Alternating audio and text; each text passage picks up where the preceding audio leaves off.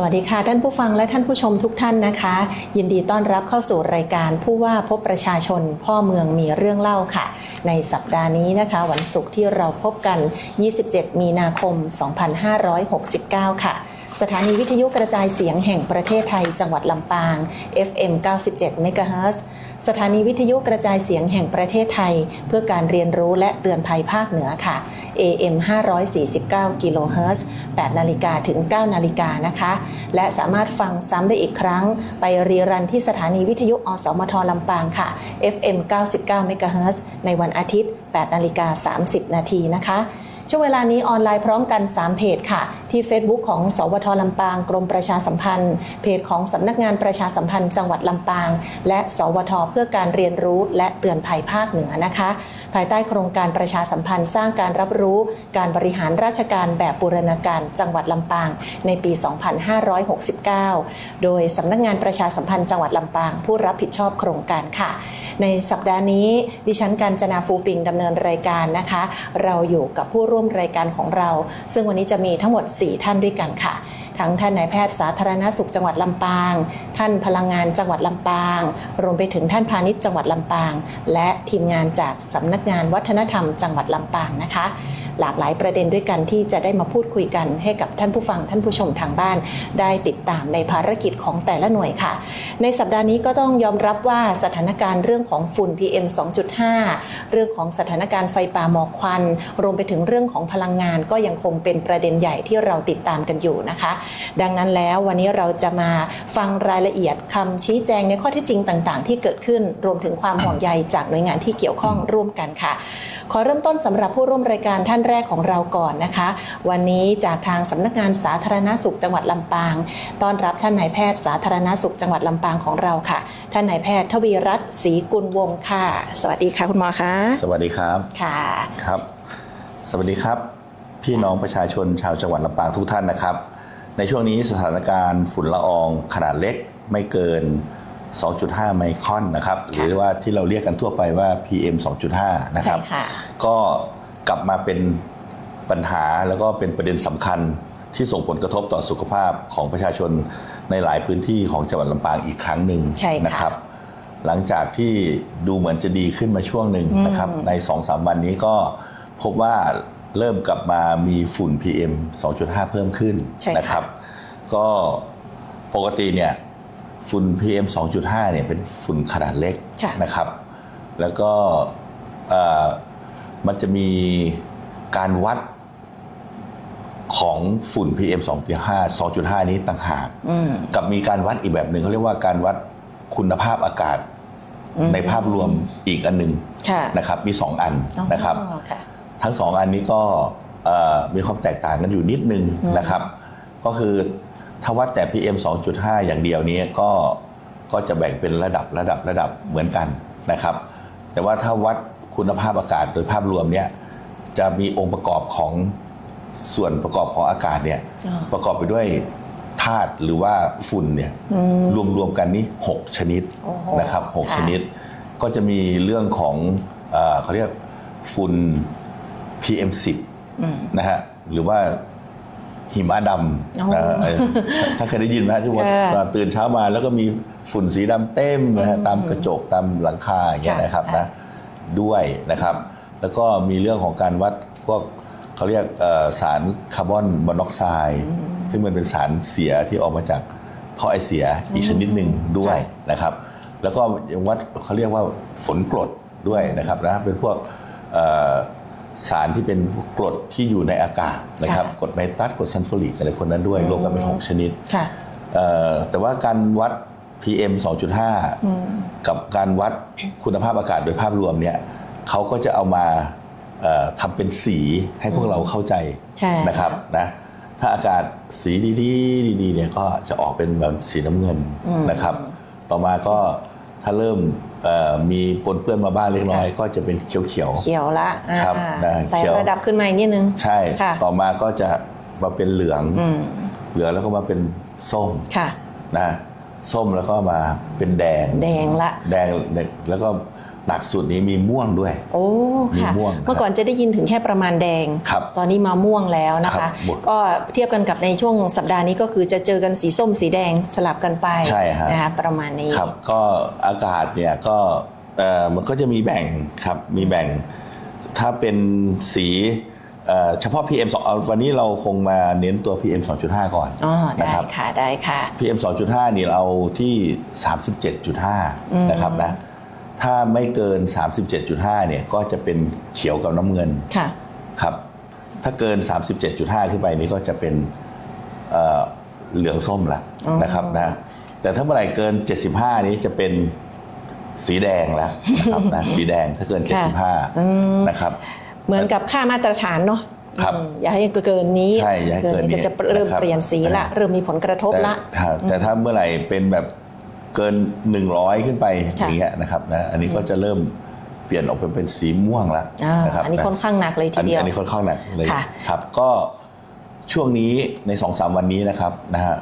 ก็เราเริ่มมีสีแดงเข้ามาแล้วใช่สถานการณ์ณตอนนี้สัปดาห์นี้เลยอย่างเช่นเมื่อวันพุธอย่างเงี้ยก็อยู่ๆก็จะมีเสียงเตือนมาทางโทรศัพท์นะทุกคนไม่เคยได้ยินมาก่อนแจ้งมาแล้วว่า PM 2.5 ในพื้นที่นี้สูงนะอำเภออะไรบ้างเนี่ยนะคะใช่ครับวันนั้นก็แจ้งเกิน75นะครับ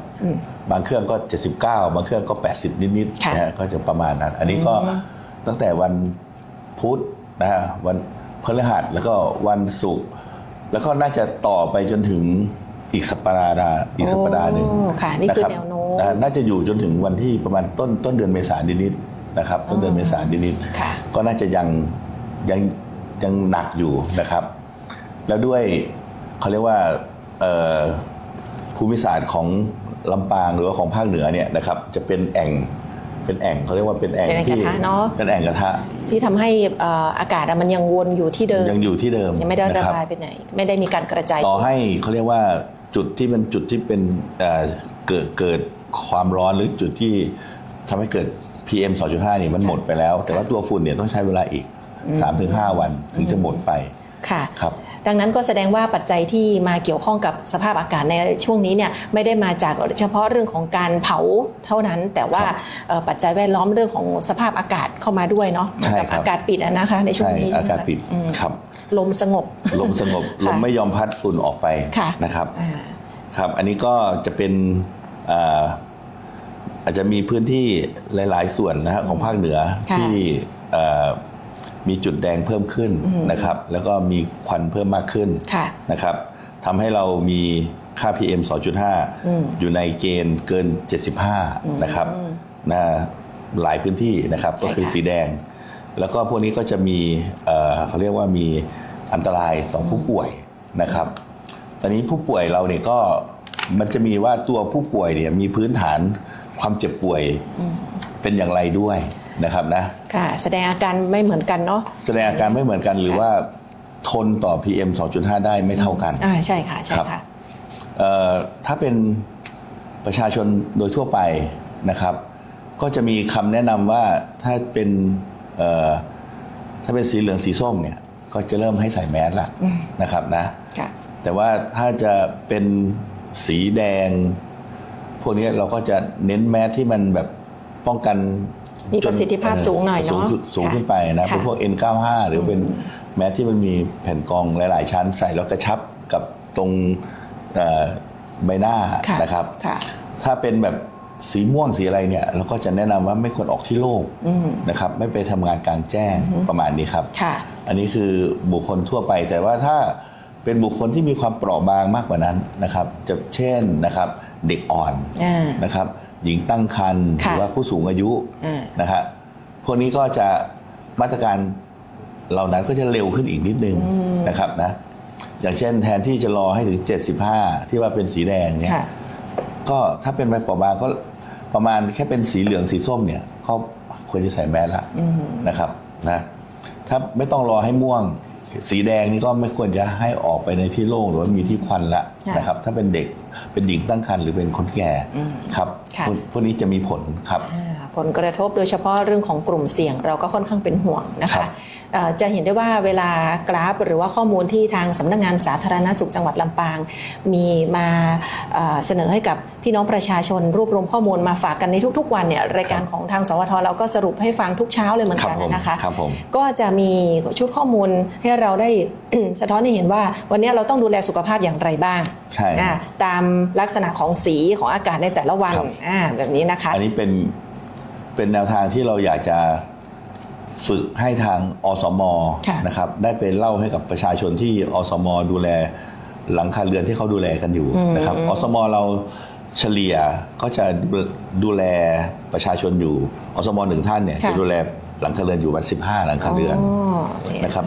ก็เราก็ให้เขาไปสอนกันนะครับเราก็จะมีเขาเรียกว่าเป็นมอตโต้ของฝุ่น PM 2.5 ที่สาธารณสุขลำปางเราคิดให้มันจำง่ายๆครับ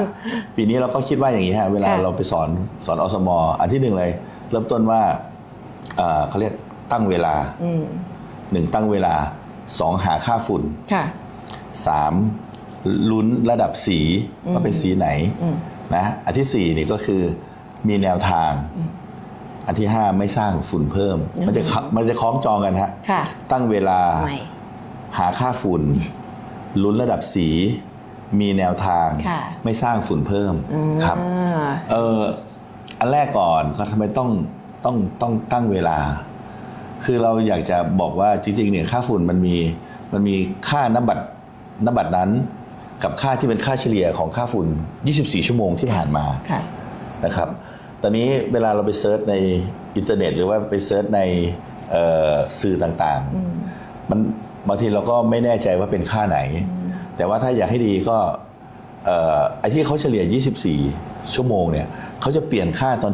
7โมงเช้านะฮะแต่ว่าถ้าเป็นบางเขาเรียกว่าบางแอปพลิเคชันเนี่ยมันก็จะเป็นสมมติเราไปดู Air Force ไทยอย่างนี้เนาะ Air Force ไทยนี้มันจะเปลี่ยนตอน7โมงเช้าตอน7โมงเช้าเพราะฉะนั้นถ้าดูตอนตีห้ากับตอน6โมงมันจะเท่าเดิมค่ะแต่พอ7โมงมันจะเรียกว่ามันจะหารกันมาใหม่ละมันจะเฉลี่ยมาใหม่มันก็จะเปลี่ยนเป็นค่าใหม่เพราะฉะนั้นเราก็เลยบอกว่าถ้าจะให้ดีก็คือถ้าเป็นไปได้ควรจะดูค่าฝุ่นก่อนออกไปทำงานคือถ้าฝุ่นถ้ามันขึ้นก็ต้องเตรียมแมสต้องเตรียม N95 หรือว่าต้องอย่าออกไปทำงานที่โล่งวันนี้ถ้ามีแผนว่าจะไปออกไปข้างนอกหรือว่านั่งอยู่ในห้องทำงานก็ถ้ามันฝุ่นเยอะๆก็ควรจะอยู่ในห้องทำงานนะครับเพราะฉะนั้นเราก็เลยให้มีการตั้งเวลาดูแล้วก็ดูก็จะหลักการก็คือดูหลังจาก Air Force ไทยมันปรับค่าแต่ว่าก่อนออกไปทำงานก็จะช่วง7โมงถึง8โมงประมาณนี้นะครับอันนี้เขาเรียกว่า kick off รายวันอย่างน้อยเราจะได้รู้ว่าสมมุติวันนี้เราดูแบบเหมือนมันมีหมอกมีควันเยอะมันอยู่ในประมาณสีไหนนะอย่างเงี้ยจะได้เลือกหยิบหน้ากากอนามัยใช้ถูกเนาะค่ะแต่ว่าถามว่าในแอปอีกหลายๆตัวเนี่ยมันก็ปรับเป็นชั่วโมงเลยนะครับอย่างมันมีแอปอีกตัวหนึ่งที่เราใช้กันบ่อยที่เราแนะนำในกลุ่มอสมคือแอปเช็คฝุ่นแอปเช็คฝุ่นนี่ก็ถ้ามันก็จะเปลี่ยนไปเป็นแบบรายชั่วโมงเลยแล้วก็เปลี่ยนไปเป็นพื้นที่ด้วยนะครับนะก็เรากดดูในมือถือเราเลยว่าแอปเช็คฝุ่นเนี่ยถ้าโหลดได้เลยฮะเป็นแอปที่ใช้ได้เท่าที่ดูก็พิมพ์ว่าแอปเช็คฝุ่นอย่างเงี้ยมันก็เดี๋ยวมากดแป๊บๆเดี๋ยวก็เห็นนะครับเราก็จะดูแล้วว่าค่าฝุ่นเป็นเท่าไหร่อย่างนี้ครับก็เราอยากจะให้คุณหรือว่าให้ทุกท่านเนี่ยเซฟสุขภาพหาห้องที่มันอยู่ในห้องที่มันมีฝุ่นน้อยกว่า 37.5 นะครับนะแต่บางทีถ้าพูดถึงพี่น้องประชาชนทั่วไปเนาะคุณหมออาจจะแบบทำยากจังเลยเพราะบ้านเราก็คือบ้านเราแบบเนี้ยสมมติว่าบ้านไหนอาจจะไม่ได้มีเครื่องฟอกอากาศแบบนี้นะคะเราก็มีวิธีในการที่จะลดฝุ่นในบ้านหรือว่าผลกระทบที่มีต่อสุขภาพของเราได้เหมือนกันใช่ครับก็อันที่หนึ่งก็ตัวบ้านเองเนี่ยก็สามารถกันฝุ่นได้ระดับหนึ่งนะตัวบ้านเองแล้วก็กันฝุ่นได้ระดับหนึ่งก็คือการไม่ออกไปทำงานนอกบ้านเนี่ยนะครับนะทำงานอยู่ในห้องนะครับแล้วก็ในห้องเองเนี่ยก็อย่าสร้างฝุ่นเพิ่มนะไม่กวาดไม่สลัดไม่อะไรต่างๆถ้าคิดว่าเป็นพื้นเนี่ยก็เป็นผ้ามันบาดนะก็เช็ดไปเลยเช็ดทำความสะอาดไปเลยต้องมันเช็ดมันถูหน่อยมันเช็ดมันถูหน่อยฝุ่นที่มันคือฝุ่นพวกนี้ยังไงมันก็ต้องตกลงตามเขาเรียกว่าอะไรนะแรงโน้มถ่วงมันตกไปที่พื้นแล้วเราก็ทำความสะอาดได้ครับแล้วก็ต้นไม้ช่วยได้นะฮะ ต้นไม้เนี่ยบางต้นไม้เขาจะเรียกว่าต้นไม้ฟอกอากาศฟอกอากาศบางอันนี่มันจะเขาเรียกว่าอะไรนะปล่อยออกซิเจนมากกว่าปกติใช่ค่ะแต่ผมเท่าที่ผมศึกษามามีบางต้นไม้นะนอกจากจะเพิ่มออกซิเจนแล้วมันสามารถที่จะกรองอากาศได้ด้วยนะครับนะเพราะฉะนั้นก็ถ้าไปศึกษาเรื่องต้นไม้ฟอกอากาศบางส่วนก็อาจจะช่วยได้พวกนี้ก็สามารถอะไรนะมีไว้ในห้องในบ้านในตัวบ้านได้นะครับนะอันนี้ก็ต้องแต่ว่าต้องมีความรู้นะครับเป็นอีกแนวทางเป็นอีกแนวทางหนึ่งครับค่ะทีนี้กลับมาดูเรื่องของสถานการณ์ที่เกิดขึ้นณสัปดาห์นี้นะคะคุณหมอเราดูจากข้อมูลทั้งตัวเลขทั้งกราฟสีที่ขึ้นมาเนี่ยก็ค่อนข้างที่จะเป็นห่วงเรื่องสุขภาพของพี่น้องประชาชนอันนี้คือเรียกว่าเป็นประเด็นใหญ่เลยที่ชาวลำปางก็เป็นห่วงกันเนาะเราดูจากข้อมูลด้านสาธารณสุขแล้วเนี่ยในด้านของผู้ป่วยค่ะแนวโน้มเนี่ยเป็นยังไงบ้างในระยะหลังเนี่ยค่ะคุณหมอเมื่อเทียบกับปีที่แล้วจริงๆนี่ตอนนี้ก็คือถามว่าโรคอะไรที่เกิดจากฝุ่นนะฮะโรคที่เกิดจากฝุ่นเนี่ยก็เป็นโรคที่ฝุ่นมาสัมผัสกับโรคที่ฝุ่นมันเข้าไปในตัวเราคือมันจะเข้าไปที่ลมหายใจเราลมหายใจเราก็ไปแลกเปลี่ยนที่ปอดเนาะจากปอดเนี่ยก็จะเป็นลมเปลี่ยนกับเลือดอย่างเงี้ยเนาะแต่เอาแบบชาวบ้านฟังง่ายๆนะครับนะเพราะฉะนั้นโรคที่เกิดขึ้นอันที่หนึ่งก็คือเป็นพวกระคายเคืองตาหูคอจมูกอย่างเงี้ยนะครับนะอันที่สองก็เป็นกลุ่มโรคที่มันเข้าไปปอดเนาะมันก็เป็นไอก่อนไอเรื้อรังนะครับอันที่สามนะครับก็ถ้าใครมีโรคปอดไม่ดีอยู่แล้วนะครับอย่างเช่นเป็นโรคเขาเรียกว่าอะไรแอสมาเนาะหอบหืดเนาะหรือเป็นโรคถุงลมโป่งพองของคนที่สูบบุหรี่มาเก่าพวกนี้ปอดไม่ดีอยู่แล้วพวกนี้ก็จะไปเพิ่มความรุนแรงให้นะครับแล้วก็ที่สำคัญสุดท้ายก็คือPM 2.5เนี่ยมันทำให้พวกโรคเขาเรียกว่าโรคที่เกี่ยวกับหลอดเลือดนะมีโอกาสเพิ่มมากขึ้นเช่นหลอดเลือดในหัวใจหลอดเลือดในสมองนะครับนะPM 2.5เนี่ยจะมีขนาดเล็กกว่าเม็ดเลือดแดงของเราใช่ใช่ค่ะเม็ดเลือดแดงของเราเนี่ยขนาดจะอยู่ประมาณ PM 5นะครับนะในขณะที่ถ้าเป็นฝุ่น PM 2.5นี่มันจะหมายความว่าเวลามันแลกเปลี่ยนระหว่างอากาศกับเลือดมันอาจจะมุดไปมุดมาเข้าไปในเส้นเลือดได้เพราะว่าเขาถึงเปรียบเทียบว่า PM 2.5เนี่ยขนาดเล็กกว่าเส้นผมเราอีกเนาะเล็กกว่าอยู่แล้วเล็กกว่าแล้วภาคเล็กมากเพราะฉะนั้นมันแทรกซึมเข้าไปอ่ะเนาะค่ะมีผลกระทบถ้าหิมะดำเนี่ยมันขนาด PM 10มันจะใหญ่พวกนี้ถ้าเอาแบบความเข้าใจง่ายๆเนาะก็คือมันก็เข้าไปในปอดแหละแล้วมันก็จะอยู่ตรงฝั่งปอดฝั่งปอดที่แปลว่าฝั่งลมนะแต่ว่า PM 2.5 เนี่ยมันจะเปลี่ยนเข้าไปในฝั่งเส้นเลือดด้วยนะเพราะที่บอกว่ามีเส้นเลือดดำมาฟอกที่ปอดแล้วก็จากดำก็จะกลายเป็นแดงนะไอ้จากดำเป็นกลายเป็นแดงมันก็จะเอา 2.5 ไปด้วยอย่างเงี้ยนะครับแล้ววันหนึ่งมันก็จะไปมีผลต่อเส้นเลือดหัวใจบ้างมีผลต่อเส้นเลือดปอดบ้างนะครับกลุ่มโรคพวกนี้เราถึงเป็นค่อนข้างที่จะห่วงเราเอาจริงเราเวลาเขาถามว่าเราเก็บข้อมูลพวกนี้ฮะว่าเมื่อ PM 2.5 ขึ้นแล้วผู้ป่วยโรคพวกนี้เพิ่มขึ้นไหมคะเอาจริงๆมันในเมื่อปีก่อนๆเนี่ยมันเพิ่มขึ้นแต่ว่ามันก็จะมีประเด็นอยู่ว่ามันเพิ่มขึ้นหลังจากที่ไปเจอฝุ่นมากี่วันโอเคไหมครับต้องแยกย่อยออกมาอีกเนาะใช่ครับตอนนี้แต่เอาปีนี้ก่อนจำนวนวันที่มันเป็นสีแดงของลำปางเองของปีนี้ถือว่าดีเมื่อเทียบกับปีที่แล้วนะปีที่แล้วเนี่ยเราเจอถ้านับถึงวันนี้นะถ้านับถึงวันนี้เราเจอสีแดงมาแล้ว50 กว่าวันแต่ของปีนี้เราเพิ่งเจอ10 วันเองอ๋อก็ถือว่าแนวโน้มปีนี้นะใช่แนวโน้มปีนี้ถือว่าอากาศยังดีกว่าปีที่แล้วอากาศยังดีกว่าปีที่แล้วถ้าเทียบกับช่วงเวลาเดียวกันแบบนี้เนาะครับตอนนี้อย่างเช่นเดือนนี้เราก็เขาเรียกว่าอะไรนะมีคนบอกว่าพอถึงสงกรานต์ทุกปีก็จะชอบมีฝนตกฝนรินมาอย่างเงี้ยนะใช่ค่ะซึ่งมันก็ปีที่แล้วก็จะประมาณกันนะเพราะฉะนั้นปีนี้ก็ถ้าเราจะเจอ PM ก็อาจจะเจอได้อีกประมาณ10 วันนะ10 วันก็จะก็ถ้าใครฟังตั้งแต่ต้นก็เหมือนที่คุณหมอบอกว่าเดี๋ยวแนวโน้มเรื่องของอากาศแบบนี้สีส้มสีแดงเนี่ยก็จะไปถึงประมาณสักสัปดาห์นึงครับอีกสักสัปดาห์ 7-10 วันก็น่าจะดีขึ้นอีกทีนึงแต่ว่าช่วงนี้ก็ต้องที่ผมบอกนะตั้งเวลาหาค่าฝุ่นลุ้นระดับสีมีแนวทางแล้วก็ไม่สร้างฝุ่นเพิ่มต้องดูทุกวันไปจนกว่าว่าฝนจะมาหรือลมจะมาอย่างเงี้ยนะครับพัดฝุ่นไปอะไรต่างๆอันนี้ถึงจะถือว่าดีขึ้นนะครับตอนนี้พอเรา มีวันที่เป็นสีแดงน้อยกว่าปีที่แล้ว ตอนนี้ผู้ป่วยที่ผมเล่าขึ้นมานะผู้ป่วยที่สัมผัสโดนผิวหนังหรือว่าตาแดงนะครับหรือว่าเยื่อบุจมูกหรือว่าโรคปอดหรือว่าอะไรพวกเนี้ยก็ยังไม่เอาจริงๆยังไม่ขึ้นยังเมื่อเปรียบเทียบกับธรรมดานะครับแต่ว่าตัวที่อาจจะขึ้นบ้างเนี่ยก็อาจจะมีเรื่องของพวกหลอดเลือดนะครับนะพวกหลอดเลือดหัวใจนะพวกหลอดเลือดในสมองนะพวกนี้นะหลอดเลือดหัวใจก็คือเส้นการเลือดหัวใจนะครับซึ่งบางทีเราอาจจะฟังดูเอ๊ะมันไปเกี่ยวอะไรกันแต่ว่าจริงๆมันเกี่ยวนะมันเข้าไปได้ครับใช่ครับผมอนุภาคเล็กมากเลยเล็กมากก็เป็นสิ่งที่สะท้อนถึงแนวโน้มสถานการณ์ที่มันเกิดขึ้นกับสุขภาพของเราเนาะในภาพรวมณตอนนี้นะคะก็เรียกได้ว่าโดยรวมแล้วเนี่ยเราจะเห็นได้ว่าสถานการณ์ในปีนี้จริงๆดีขึ้นกว่าปีที่แล้วอีกนะแล้วก็ยังไงตามเรายังคงให้พี่น้องประชาชนเนี่ยมีการดูแลป้องกันตัวเองจากสถานการณ์ฝุ่นที่เกิดขึ้นในช่วงนี้นะคะคือเราเนี่ยอาจจะไปลดปัจจัยอื่นๆไม่ได้แต่ว่าเราต้องดูแลตัวเองไว้ก่อนนะคะอย่างที่เราคุยกันว่าเรื่องของหน้ากากอนามัยเนี่ยสำคัญการเลือกหน้ากากอนามัยให้เหมาะสมกับเรื่องของค่าฝุ่นเรื่องของสภาพอากาศในช่วงนี้ค่ะคุณหมอแนะนำสักนิดหนึ่งค่ะฝุ่น PM 2.5 เนี่ยมันเป็นฝุ่นขนาดเล็กนะฮะก็มีคนถามว่าตกลงว่าพวกแมสต่างๆอะไรเนี่ยใช้ได้ไหมนะครับก็เขามีการทำการศึกษามานะครับแมสที่เราใส่โดยทั่วไปที่เห็นใส่เป็นสีออกฟ้าๆคือกลุ่มนี้จริงๆเขาเรียกว่าเป็น surgical mask เป็นแมสที่ใส่ทั่วไปมันอาจจะไม่ใช่สีฟ้าก็ได้นะมันอาจจะเป็นสีอื่นก็ได้อาจจะเป็นสีขาวล้วนเลยก็ได้แต่โดยหลักการพวกนี้จะมีแผ่นกรองอยู่ตรงกลางนะครับแล้วก็รวมทั้งหมดเนี่ยก็จะมี3ชั้นนะครับพวกนี้ก็เขาบอกว่าถ้าใส่ถูกต้องจะกันได้ประมาณ 50-70% นะครับคือไม่ได้กันได้ 100% น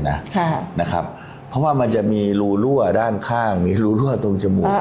ครับพวกนี้มันจะไม่สามารถทำให้มันกระชับได้เต็มที่นะครับนะแต่ตอนนี้ถ้าเป็นแม้ที่เขาเรียกว่าถ้าใส่แล้วมันกระชับไปหมดเลยนะครับนะใส่ไปแล้วกระชับไปหมดเลยพวกนี้จะกันได้เกิน 95% ซึ่งที่เราเห็นโดยทั่วไปเนี่ยก็คือ N95 ใช่แต่ตอนนี้ผมเพิ่งไปเจอมาอีกตัวหนึ่งจริงๆมันก็คล้ายๆกับ N95 แต่มันเป็นเขาเรียกว่าจริงๆเป็น surgical mask แต่ว่ามันมีโครงครอบจมูกเหมือนกับ N95 เลยปรากฏว่าตัวนั้นก็ได้ผลใกล้เคียงกับ N95 ในการที่จะป้องกันตัวฝุ่น PM 2.5 แล้วราคาไม่แพงเท่าน่าราคาไม่แพงเท่าก็เป็นต้นเหตุที่ท่านผู้ว่าราชการจังหวัดของเราท่านก็เลยพาผมไปรู้จักกับผู้ผลิตนะฮะเพราะว่าท่านพ่อเมืองของเราท่านเคยอยู่ที่ลำพูนมาก่อนนะครับจะได้หน้ากากอนามัยแบบคุณภาพดีที่มีประสิทธิภาพป้องกันฝุ่นได้สูงเอามาให้พี่น้องใช้เนาะราคาไม่ได้แพงด้วยที่สำคัญที่สุดเลยเราไปขอท่านไปขอมาก่อนท่านให้มาเยอะไหมคะให้มากี่แสนคะ200,000 ชิ้นนะครับตอนนี้เราก็เริ่มแจกไปที่แต่ละอำเภอแล้วนะครับนะอำเภอละ10,000 ชิ้นก่อนนะครับแล้วก็เดี๋ยว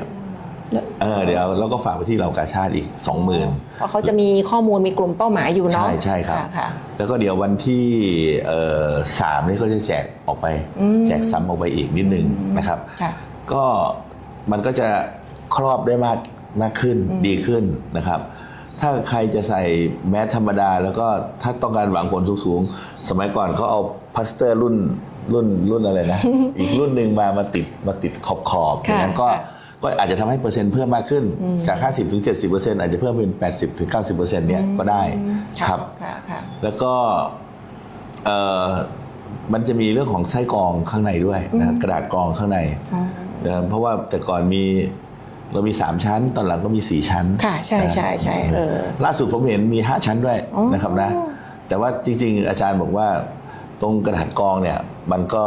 ไม่ได้แตกต่างกันมากนักระหว่าง2ชั้น3ชั้นแต่ว่าเรื่องของการไม่ให้มันลีกตรงมุมปากตรงร่องจมูกอะไรเนี่ยมีความสำคัญกว่าที่สำคัญที่สุดเลยคืออะไร มันไม่ครอบอะไรเลย มันหล่นลงมาอยู่ตรงเนี้ย มันใส่อยู่คาง ถ้าแบบนี้มันจะไม่ช่วยอะไรเลยครับจะไม่ช่วยอะไรเลยแล้วก็ใส่ให้ถูกต้องด้วยเนาะครับใส่ให้ถูกต้องด้วยเลือกหน้ากากป้องกันฝุ่นที่มีประสิทธิภาพตามค่าของฝุ่นในแต่ละวันก็จะดี แต่ถ้าเกิดว่าช่วงนี้พี่น้องมาท่านบอกโอ้โหข้าวยากหมากแพงเหลือเกินไม่อาจจะไม่ได้สามารถที่จะไปหาซื้อหน้ากากอนามัยได้อย่างที่คุณหมอบอกตอนนี้ทางจังหวัดเองท่านผู้ว่าเองก็มีดำริเรื่องนี้แล้วทางสสจ.เองก็ดำเนินการที่จะกระจายหน้ากากอนามัยทั้ง 200,000 กว่าชิ้นเนี่ยให้พี่น้องชาวลำปางได้ใช้กันนะคะแต่ว่าอาจจะไม่ได้ครอบคลุมทุกหลังคาเรือนไม่เป็นไรนะคะเราให้กลุ่มคนที่เขาจำเป็นต้องใช้จริงๆกลุ่มเปราะบางคนที่อาจจะขัดสนนิดนึงเนาะเขาจะมีกลุ่มเป้าหมายอย่างเช่นเหล่ากาชาติเขาก็จะสำรวจกันละในหมู่บ้านในชุมชนทางกำนันผู้ใหญ่บ้านทางเจ้าหน้าที่ฝ่ายปกครองเขาก็จะรู้ข้อมูลอยู่ดังนั้นก็มีถ้าท่านสามารถจัดหาได้ก็จัดหาได้เองตัวที่เรามีที่เราจะเอามาจ่ายในกลุ่มผู้ป่วยเปราะบางหรือว่าเขาไม่ค่อยมีเนี่ยนอกจากท่านผู้ว่าแล้วทางสาธารณสุขเองเราก็มีได้จากสคล.หรือจากทั้งโรงพยาบาลต่างๆที่เขาระดมทรัพยากรซื้อมาก็ดีนะในส่วนของทางอบจ.หรือว่าองค์การปกครองส่วนท้องถิ่นเขาก็มีการซื้อด้วยนะแจกจ่ายให้กับพี่น้องประชาชนเนาะเขาถ้าเราใช้ดีๆเนี่ยแมสอันนึงเนี่ยนะฮะคือรักษาดีใช้ดีเนี่ยก็จะใช้ได้ประมาณ 5-7 วันแต่1ชิ้นเนี่ยพอเราไปทำกิจวัตรประจำวันไปทำงานมาแล้วเรียบร้อย1วันเนี่ยก็ต้องเอาทิ้งนะคะครับนั่นแหละเนาะใช่อย่าใช้ประหยัดเกินเนาะอย่าใช้ประหยัดเกินใช่ค่ะแล้วนอกจากนี้นะคะนอกจากสิ่งที่คุณหมอบอกไปว่าเรามีหน้ากากอนามัยให้กับพี่น้องประชาชนแล้วเนี่ยเพื่อที่จะดูแลสุขภาพในช่วงนี้ทางสำนักงานสาธารณสุขจังหวัดลำปางเรามีมาตรการอื่นๆเข้ามาเสริมอีกเนาะเพื่อที่จะช่วยให้พี่น้องเนี่ยได้บรรเทาผลกระทบจากสถานการณ์ฝุ่นในช่วงนี้ใช่ไหมคะค่ะมีอะไรอีกบ้างคะก็อันที่หนึ่งเลยก็คือให้เขาเรียกว่าการสร้างความรอบรู้การสร้างความรอบรู้เนี่ยมันจะอันที่หนึ่งคือทำยังไงพวกเราถึงจะอยากสนใจใฝ่รู้พอเราอยากสนใจใฝ่รู้แล้วก็ต้องรู้ว่ามันจะไปเอาความรู้นี้ได้ที่ไหนก็คือเป็นคนหัดหัดทำไมวันนี้มองออกไปพระจันทร์มันทำไมสีแดงๆดวงอาทิตย์ทำไมมันไม่เต็มที่อย่างเงี้ยหรือว่าภูเขาลูกเดิมที่เราเห็นทำไมวันนี้มันมีฝุ่นเยอะๆอย่างเงี้ยมันขุ่นๆมัวๆอย่างเงี้ยต้องพอเราเสร็จแล้วเราต้องก็มาศึกษาได้จากไหนนะครับตอนนี้เราคิดว่าในมือถือเนี่ยมันมีให้เซิร์ชนะครับว่าศึกษาว่าคำว่ายังไงมือถือบางเครื่องมันจะมี AI ให้ฟรีบางเครื่องก็มี Chrome มี Google พวกนี้เราก็เซิร์ชเข้าไปบอกว่าเป็นฝุ่น PM 2.5 อย่างเงี้ยนะครับนะหรือว่าค่าการดูคุณภาพอากาศดัชนีคุณภาพอากาศพิมพ์ลงไปพวกนี้ได้นะครับแล้วก็คือเราต้องรู้ว่าเราต้องพอเราอยากจะมีความรู้แล้วเราต้องรู้ว่าเราจะไปหาความรู้ได้ที่ไหนพอไปหาความรู้ได้ที่ไหนเสร็จแล้วก็เอาจริงก็คือเวลาเซิร์ชเราไปเรื่อยๆเราก็จะไปถึงแก่นของความรู้นะตกลงPM 2.5 นะมันต่างจากดัชนีอากาศทั่วไปนะมันต่างจาก PM 10 นะมันต่างจากอะไรต่างๆพวกนี้นะครับแล้วก็วัดแบบไหนดีจะดูเฉพาะค่า PM 2.5 หรือจะดูแบบดัชนีคุณภาพอากาศภาพรวมอย่างเงี้ยนะครับเสร็จแล้วเราก็มันจะมีแนวทางปฏิบัติเวลาเราดูหลายๆเว็บโดยเฉพาะเป็นเว็บของทางราชการเนี่ยเราจะได้รู้ว่าคำแนะนำอะไรมันเป็นคำแนะนำที่ดีที่ถูกต้องเพราะว่าตอนนี้บางทีเขาเรียกว่าอะไรนะเฟกนิวใช่ไหมใช่ค่ะนั่นเป็นความรู้ที่ไม่ถูกต้องก็เยอะมากนะบอกว่าอย่างนั้นอย่างนี้นะครับนะก็อันนี้เราก็เป็นห่วงว่าบางทีมันก็จะมีเฟกนิวเพื่อหลอกขายสินค้าบางอย่างนะครับนะอย่างเช่นเครื่องกรองอากาศอย่างเงี้ยนะครับนะก็อยากให้ใช้รุ่นดีๆหน่อยอย่างเงี้ยนะครับนะก็ที่ผมบอกว่ามันต้องศึกษานิดนึงหรือว่าอาจจะต้องถามผู้รู้เพิ่มขึ้นอย่ามัวแต่เชื่อแต่ในสิ่งที่เราเสิร์ชได้อย่างเดียวอย่างนี้ก็ได้ครับอันที่หนึ่งคือสร้างความรอบรู้เนาะอันที่สองก็คือการลดและก็การป้องกันผลกระทบต่อสุขภาพก็อยากจะให้มีเรื่องของพอเราตระหนักว่ามันมีฝุ่นเราก็ต้องรู้ว่าเราจะป้องกันยังไงนะเราจะปฏิบัติตัวยังไงนะอย่างเช่นเราต้องมีแมสเตรียมไว้นะครับถ้าบางทีอาจจะต้องทำเขาเรียกว่าอะไรนะมุ้งสู้ฝุ่นนะครับมุ้งสู้ฝุ่นเนี่ยก็ คือมุ้งมันมีมุ้งไนล่อนกับมุ้งผ้าประสิทธิภาพก็แตกต่างกันเนาะแต่ตัวดักฝุ่นเนี่ยคือมุ้งผ้าค่ะมุ้งไนล่อนส่วนใหญ่มันไม่ทำให้ฝุ่นมาเกาะมันแล้วมันต้องมีดูดเข้าดูดออกมีฟอกอากาศด้วยนะครับรวมๆแล้วบางคนก็ทำเองนะครับนะแล้วตอนนี้ผมเพิ่งไปเจอมาใหม่เขาเรียกว่าเป็นเครื่องฟอกอากาศอย่างง่ายๆเอามาแปะไว้ที่หน้าต่างทำยังไงคะเผื่อบ้านไหนอาจจะไม่ได้ซื้อเป็นเครื่องที่มีราคาแพงอาจารย์ท่านเดียวกันกับที่ท่านทำเรื่องไอ้หน้ากากขายนี่แหละท่านมีเป็นแผงเล็กๆนะครับมาติดที่หน้าต่างแล้วก็สามารถที่จะหมายความว่าแผ่นมันก็จะเป็นมันแทนที่มันจะกองให้เราเฉพาะเราเนาะมันไปกองทั้งห้องเลยอากาศถ่ายเทไปเทมาแต่ว่าฝุ่นมันจะไม่เข้ามาในห้องนั้นก็เป็นความรู้ใหม่อย่างเงี้ยก็ได้ครับแล้วก็ถ้าใส่แมสใส่อะไรแล้วถ้าเรายังมีอะไรนะคอแห้งคออะไรเนี่ยเราต้องดื่มน้ำให้พอใช่ไหมฮะใช่ช่วงมีค่าฝุ่นสูงนี่ต้องดื่มน้ำบ่อยๆสมมติว่าในเลือดเรามันอาจจะมีอะไรสักอย่างของ PM2.5 เข้าไปได้เงี้ยถ้าการดื่มน้ำมันก็จะเป็นเหมือนการเจือจางการละลายมันเราต้องดื่มน้ำให้พอ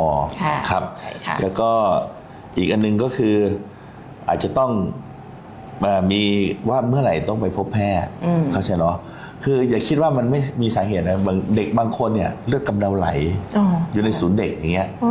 แล้วก็ไปคิดว่าลูกเราเป็นนั่นเป็นนี่อย่างอื่นบางทีพื้นที่ตรงนั้นมันมี PM2.5 เยอะจริงๆมาจากฝุ่น PM ช่วงนี้แหละมาจาก PM2.5 หรือเวลาเป็นเส้นเลือดในสมองอุดตันเราก็ต้องรู้นะว่ามีอะไรเป็นสาเหตุนำมันเป็นยังไงถ้าบางท่านไม่รู้ก็อาจจะคนไข้เป็นอะไรนะเป็นโรคจิตโรคประสาทหรือเปล่าอะไรเงี้ยแต่ถ้าไม่อยากแซวนะวันก่อนมีผู้ป่วยเป็นโรคเส้นเลือดในสมองอุดตันแต่ว่ามีคนเข้าใจผิดคิดว่าผู้ป่วยเมาอย่างเงี้ยก็มี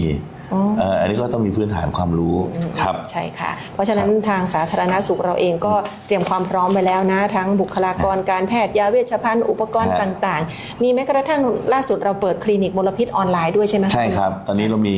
คลินิกมลพิษออนไลน์ถ้าใครสงสัยหรือมีอาการอะไรที่มันสงสัยเกี่ยวกับ PM2.5 ก็มีเบอร์โทรให้นะครับมีเบอร์โทรให้อันนี้เราทำให้เป็นแบบทุกอำเภอเลยนะครับว่าอำเภอไหนเราสามารถที่จะโทรเข้าเบอร์สายในของอำเภอนั้นซึ่งจะมีเจ้าหน้าที่มารอสอบถามรอให้คำปรึกษาเกี่ยวกับเรื่องนั้นได้เลยครับอันนี้ก็คือลดการเดินทางเนาะสามารถโทรถามได้เลยเรามีอาการเบื้องต้นแบบนี้ดูแลตัวเองยังไงดีอย่างนี้นะครับค่ะไปที่ประเด็นเพิ่มเติมที่คุณหมออยากจะเล่าให้ฟังถึงการทำงานของทางสำนักงานสาธารณสุขจังหวัดลำปางณตอนนี้นะคะในการเพิ่มประสิทธิภาพการบริการให้กับพี่น้องประชาชนค่ะเชิญเลยค่ะครับก็ที่เราอยากจะให้ประชาชนทุกคนได้มาสนใจก็คือเรื่องของการหาความรู้นะครับตะกี้นี่ก็บอกว่าจากมอตโต้นะครับหรือว่าจากคำขวัญหรือว่าจากสโลแกนที่เราบอกนะครับก็คือตั้งเวลาเสร็จแล้วก็มาหาค่าฝุ่นแล้วก็มาลุ้นเทียบระดับสีเสร็จแล้วก็มีแนวทางสุดท้ายก็ไม่สร้างฝุ่นเพิ่มนะฮะก็ขอลงรายละเอียดนิดนึงนะครับถ้าเป็นนะพอไปดูค่าฝุ่นนะครับนะที่บอกนะฮะค่าฝุ่นเนี่ยเน้นตรง PM2.5 ก่อนนะถ้าค่าฝุ่น0 ถึง 15เนี่ยมันจะขึ้นออกมาออกเป็นสีน้ำเงินถ้าในฝุ่นในเขาเรียกในแอปเช็คฝุ่นเนี่ยมันจะขึ้นมาทั้งตัวเลขแล้วก็ทั้งสีขึ้นมาหน้าจอเลยว่าเป็นน้ำเงินอันนี้คือดีมากนะแต่ถ้ามันอยู่15 ถึง 25เนี่ยมันจะขึ้นมาเป็นสีเขียวละทั้งตัวเลขก็จะคือทั้งหน้าจอมันก็จะเขียวแต่ถ้าเริ่มไปแตะ 37.5 ซึ่งเป็นตัวเลขเขาเรียกว่าเป็นเมจิกนัมเบอร์เนี่ยนะครับนะเป็นตัวเลขที่เราต้องใส่ใจเนี่ยคือ 37.5 ถ้าไป 25 ถึง 37.5 เนี่ยอันนี้ก็คือเริ่มมีฝุ่นนะหรือว่าอากาศนะเริ่มไม่ดีแล้วนะครับก็จะออกมาเป็นสีเหลืองนะครับเมื่อไหร่เกิน 37.5 นะครับขึ้นไปถึง 75.0 อันนี้จะเป็นสีส้มอันนี้คือไม่ดีตะกี้นี่แค่เริ่มแต่ตอนนี้ถ้าเป็นสีส้มนี่คือไม่ดีเนี่ยยังไงก็ให้ยืนพื้นที่แมสไว้ก่อนใส่ไว้ก่อนเลยใส่ไว้แมสไว้ก่อนแต่ถ้าเป็นคนกลุ่มเสี่ยงก็ต้องงดออกที่โล่งที่แจ้งนะครับหาห้องอยู่หาบ้านอยู่อย่างเงี้ยนะครับนะก็พยายามนะครับ ตอนนี้ถ้าเกิน75ขึ้นไปนี้ก็เป็นสีแดงอันนี้เอาแค่ถึงสีแดงก่อนแต่ถ้าเมื่อไหร่เป็นเกิน100ขึ้นไปนะครับอันนี้เอาจริงมันจะมีสีม่วงอีกสีหนึ่งซึ่งเป็นสีอันตรายนะครับถ้าเกิน75ขึ้นไปหรือว่าเป็นสีแดงแล้วเนี่ยเราก็เน้นเรื่องของอย่าไปทำอะไรที่มันทำให้ร่างกายมันหักโหมที่ทำให้มันต้องสูดเข้าสูดออกเยอะๆเพราะนี้ปอดมันจะไม่สามารถรับได้นะครับปอดหรือว่าปอดที่มันมีฝุ่น PM ไปเกาะไปติดอยู่แล้วมันก็จะยิ่งแย่ลงนะครับอันนี้คือผลกระทบที่เกิดขึ้นกับร่างกายของเราซึ่งแสดงออกมาอย่างชัดเจนในช่วงนี้นะคะสิ่งที่คุณหมอเล่าให้ฟังเนี่ยก็จะเป็นข้อมูลที่พี่น้องอสมในแต่ละหมู่บ้านเนี่ยเขาจะดูผ่านแอปได้เนาะอสมลำปางรู้ทันฝุ่น PM 2.5 พอเขาดูข้อมูลแบบนี้แล้วปุ๊บเนี่ยอย่างน้อยๆเขาก็จะได้มีแนวทางในการที่จะเอาไปบอกต่อไปดูแลสุขภาพให้กับพี่น้องประชาชนในครัวเรือนที่เขารับผิดชอบอยู่อย่างนี้นะคะให้คำแนะนำกันได้อย่างถูกต้องอสมนี่ตอนนี้เรารณรงค์เรามีการทดสอบด้วยนะนะคะทดสอบว่ายังไงคะ ว่าทางสสจหรือว่าสำนักงานสาธารณสุขของเราเนี่ยสอบออนไลน์กับอสมตอนนี้เราให้เลือกคนที่อะไรนะคนที่เราเป็นครูกอไม่ใช่ครูกอเราเป็นอสมกลุ่มแรกที่เราสอนอีก3 เดือนเราจะสอบอีกกลุ่มหนึ่งนะครับเราหวังว่าอสมของเราเนี่ยประมาณสักครึ่งหนึ่งนะครับครึ่งหนึ่งเรามีอสมกันอยู่ 18,000 คนเราหวังให้อสมครึ่งหนึ่งที่ว่ามีความรู้ความรอบรู้ด้านสุขภาพซึ่งมันก็จะมีอยู่ 3-4 เรื่องแต่ว่าเรื่องนี้เป็นหนึ่งในเรื่องที่สำคัญที่เราอยากจะเพิ่มขึ้นให้เขามีความรู้ที่จริงจังนะครับครับอันนี้ก็เป็นเรื่องจากทางสาธารณสุขนะครับที่วันนี้ท่านผู้ว่าราชการจังหวัดนะครับได้ให้โอกาส4หน่วยงานสำคัญนะครับได้มาเล่าถึงปัญหาที่เกิดขึ้นในช่วงนี้นะครับซึ่งสาธารณสุขของเราก็รับเอาเรื่องของฝุ่น PM 2.5 นะครับมาเล่าให้กับพี่น้องชาวลำปางได้ฟังนะครับก็ฝากไปถึง2ข้อสุดท้ายนะครับนะก็คือมีตั้งเวลาหาค่าฝุ่นนะครับหาค่าฝุ่นนี้ก็แอปไหนก็ได้นะครับแอปแนะนำคือ Air4 Thai กับเรื่องของแอปเช็คฝุ่นนะครับนะหาค่าฝุ่นลุ้นระดับสีก็มาดูว่าอันไหนสีไหนสีไหนนะครับแล้วก็มีแนวทางก็ตั้งแต่แมสธรรมดาแมสที่มันครอบจมูกมิดชิดนะครับจนถึงไม่ทำงานในที่โล่งนะครับนะฮะหรือว่าต้องหาห้องเขาเรียกว่าอะไรนะห้องปลอดฝุ่นเข้านะครับนะประมาณนั้นนะครับตอนนี้เราก็มีการเพิ่มจำนวนของห้องปลอดฝุ่นในตามศูนย์เด็กเล็กตามโรงเรียนต่างๆด้วยใช่ไหมคะตามโรงเรียนตามโรงพยาบาลแล้วก็ตอนนี้เราออกไปตรวจร้านหลายร้านเลยฮะร้านอาหารร้านกาแฟร้านนวดร้านขายยาหรือว่าในห้างเราลองไปตรวจดูว่าร้านหลายร้านที่เขาอยากจะบอกกับประชาชนว่าเขาได้ติดเครื่องฟอกอากาศนะหรือว่าแอร์ของเขาเป็นรุ่นที่มีเครื่องฟอกอากาศในตัวอะไรเงี้ยนะครับนะเราก็จะเอาเกณฑ์ที่ 37.5 ไปตรวจนะครับถ้าเครื่องเขาทำงานแล้วก็พบว่าอากาศข้างนอกอาจจะเกินแต่ข้างในเนี้ยยังต่ำกว่า 37.5 เราก็จะมีสติกเกอร์ไปให้ดูนะครับร้านนี้อากาศดีนะครับไปติดให้อันนี้ก็เป็นแนวคิดของท่านผู้ว่าราชการจังหวัดเช่นกันนะครับที่อยากจะรณรงค์ให้บอกว่าท่านผู้ว่าก็ขอร้องเขาด้วยนะบอกว่าถ้าประชาชนมาให้อยู่ร้านเนี้ยก็ช่วยบริการเขาดีๆหน่อยอย่าเพิ่งไปอะไรนะจำกัดเวลาอย่างเงี้ยนะครับท่านไปร้านกาแฟถ้ามันอากาศดีท่านนั่งอยู่ในห้องนั้นได้นานๆนะฮะหรือว่าไปห้างแล้วก็อากาศดีก็นั่งอยู่ในห้องพวกนี้ได้นานๆได้นะครับอันนี้ก็เป็นเรื่องของมีแนวทางนะครับแล้วก็อันสุดท้ายคือไม่สร้างฝุ่นเพิ่มก็อยากจะขอร้องทุกคนนะครับนะเรื่องของการเผานะครับนะท่านผู้ว่าราชการจังหวัดท่านก็พยายามเซฟนะเขาเรียกว่าอะไรนะไม่ให้มีการเผาในหลายๆเขาหลายๆลูกหลายๆเทือกเขาในทางลำปางของเรานะครับนะท่านจ้างทั้งเขาเรียกว่าอะไรนะเหยี่ยวไฟนะคนมาเฝ้านะครับมีช่างทหารด้วยนะมาเฝ้าติดกล้องวงจรปิดเพิ่มด้วยว่ามีที่ไหนจะมีทางคนขึ้นไปก็ทั้งหมดก็ช่วยกันรณรงค์นะครับ ผมไปเห็นบางพื้นที่นะฮะอยากกินผักหวานเนี่ยไม่ต้องไปเผา ให้มันเกิด ท่านสามารถเอาต้นผักหวานเนี่ยมาปลูกในรั้วบ้านได้เลย แล้วปีหลังๆมามันก็เกิดมาแล้วก็สามารถที่จะเก็บกินได้นะฮะก็ประมาณนี้นะครับก็อยากจะให้ทุกคนนะครับลองดูแลสุขภาพตัวเองกรณีที่มีความสงสัยเกี่ยวกับ PM 2.5 นะครับไม่ว่าจะมีอาการระคายเคืองนะครับหรือว่าถ้าเข้าไปข้างในมีอาการทางปอดนะครับนะมีไอมีจามเรื้อรังหรือสุดท้ายอีกอันนึงที่อยากจะฝากว่ามันเข้าเส้นเลือดได้นะครับมีอาการพวกเส้นเลือดหัวใจตีบนะครับหรือว่าเส้นเลือดในสมองเขาเรียกตีบแตกตันอะไรพวกนี้นะครับก็ถ้าท่านสงสัยนะครับท่านสามารถโทรปรึกษาได้คลินิกออนไลน์ได้ซึ่งมีเบอร์ให้ทั้งของอำเภอเมืองแล้วก็ทุกอำเภอที่อยู่ในลำปางนะครับก็สุดท้ายแล้วก็อยากจะให้คนลำปางเรามีสุขภาพดีนะครับไม่มีฝุ่น PM นะครับรอบนี้ฝนตกเร็วๆแล้วก็แบบตกยาวๆอย่างเงี้ยก็น่าจะหายขาดไปนะครับก็ขอให้ทุกท่านนะโชคดีมีความสุขแล้วก็มีอากาศที่ดีนะครับตื่นเช้ามาอากาศสดใสในทุกๆวันครับค่ะต้องร่วมด้วยช่วยกันนะคะพี่น้องค่ะนี่ก็คือข้อมูลที่สรุปทั้งสถานการณ์ฝุ่นในสัปดาห์นี้ให้เราได้ฟังกันได้วิเคราะห์ถึงแนวโน้มในสัปดาห์หน้าด้วยว่าเป็นอย่างไรแล้วก็ข้อสำคัญในมาตรการเพื่อที่จะดูแลรักษาสุขภาพนะคะป้องกันผลกระทบจากฝุ่น PM 2.5 นะคะโดยท่านนายแพทย์สาธารณสุขจังหวัดลำปางของเรานายแพทย์ทวีรัตน์ศรีกุลวงศ์ขอบพระคุณเป็นอย่างสูงเลยค่ะขอบคุณครับเอาละค่ะเดี๋ยวเราพักกันครู่หนึ่งนะคะส่งต่อไปในช่วงหน้ากับท่านพลังงานจังหวัดลำปางค่ะ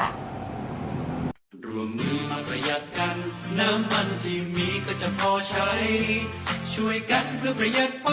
ช่วยชาติช่วยไทยพลังงานพอเพียงรวมมือมาประหยัดกันน้ำมันที่มีก็จะพอใช้ช่วยกันเพื่อประหยัดไฟช่วยชาติช่วยไทยพลังงานพอเพียงช่วยกันอย่างมีน้องให้จำให้มันไม่ฟุ่มเฟือยโดยพลันน้ำมันขึ้นราคาชาติจะรุ่งเรืองไม่สิ้นเปลืองหนักหนาไฟฟ้ามีค่าอย่าใช้เกินจำเป็นร่วมมือมาประหยัดกันน้ำมันที่มีก็จะพอใช้ช่วยกันเพื่อประหยัดไฟช่วยชาติช่วยไทยพลังงานพอเพียงร่วมมือมาประหยัดกันน้ำมันที่มีก็จะพอใช้ช่วยกันเพื่อประหยัดไฟช่วยชาติช่วยไทยพลังงานพอเพียง